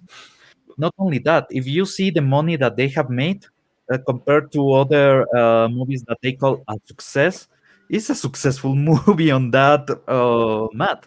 And it's a musical, is supposed to make a small amount of money, not this huge, ridiculous amount of money like Endgame.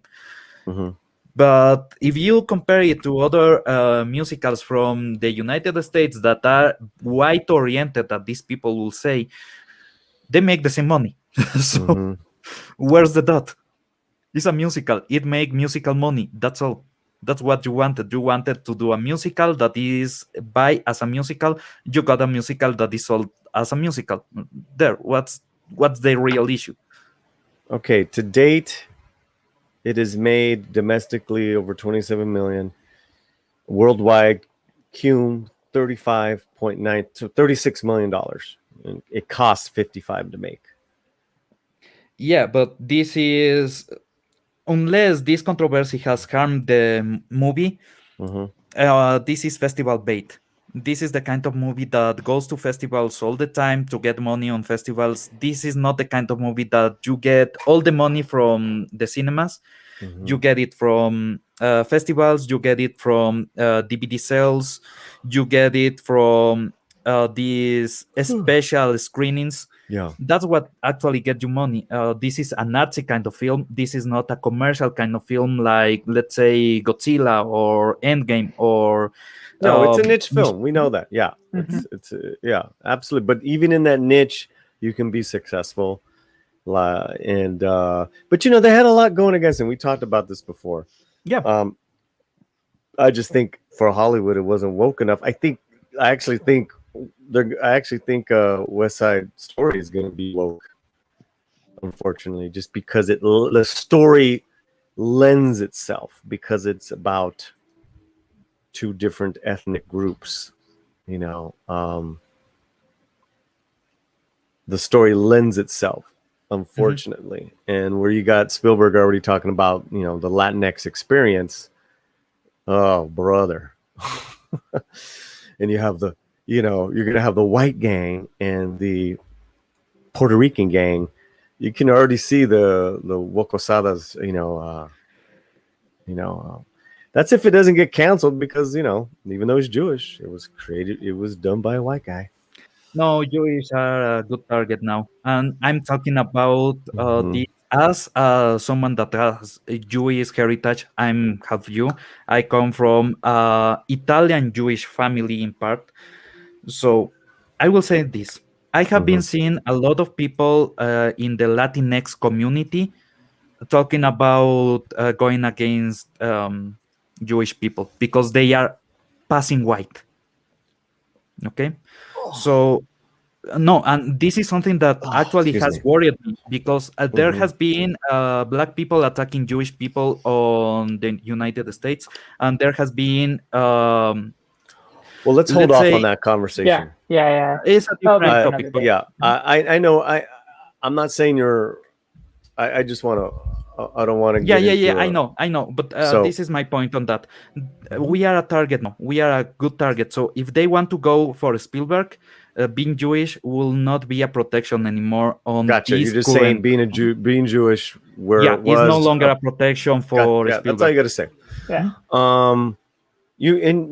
Listen, they're already writing articles on that. But what I'm saying is that for a Wocoso Latinx, you know, movie, In the Heights was not it, obviously, because it doesn't lend itself to be it. You know, it's about immigrants and hard work and the American dream. I mean, and it's a music, right? Whereas the story, the structure of the story of it's Shakespearean, right? It's Romeo and Juliet. Yes. Capulets versus the Montagues. It's that's perfect. It's whites versus the poor Puerto Ricans. Wocoso time. That's all I'm saying. Yeah, I know. This is so messed up out of late, and I'm tired of this. I want superhero movies, please. Nothing more. Nothing. Yeah, guys. You know, and we're not going to be talking about this issue for a while. I just those videos came up, and to me, it's actually more positive, and it's more positive of the pushback that you're. You know, I mean, those comments were irrefutable. It was like, I think it was 100% against that term. Also, add to the fact. Go ahead. I was gonna say, just add to the fact that many of them were in Spanish, so they couldn't say it was just, you know, some guy just complaining. It was in Spanish. So. A mi gente no le gusta la huocosada, que no les entra. A mi gente no le gusta la huocosada. Y Miguel Fará, Super Hirex, no, por favor, no. No, God. Well, that's MCU. So there you go. Well, you know, hopefully Venom will be dope. Migro Japón. All right, let's wrap it up. What do you guys got going on the next couple days, Pablo? Well, on Geektripology, I'm still setting the time, but Progressive Park comes this Saturday, and after that, I'm going to Jet's channel. And on Friday, I have the show with Nick Weiser, Comic Book Talk. We talk all about comic books.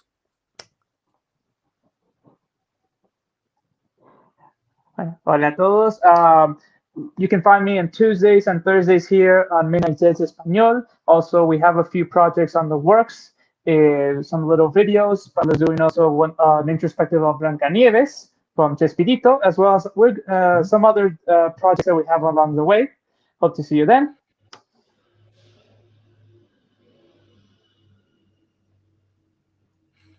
Paul is muted. All right. Thanks for hanging out, everybody. Love you guys too. It was a great show. Please let people know about our channel. We're around 520 subscribers. Thank you to each and every one of you. And we've got plenty of videos for you guys to check out here on the channel. We're live every Tuesday and Thursday, 9 a.m. Pacific, as well as more mini documentaries and videos coming up. Next week, we are going to do a theme of bandidos, real life bandits that existed that were the basis for a lot of cool superheroes nowadays. Not just Zorro, but we got some other ones for you. So have a good one, guys. We'll see you soon. Tomorrow night, Karaoke Geeks on the Latino Slant. Be well.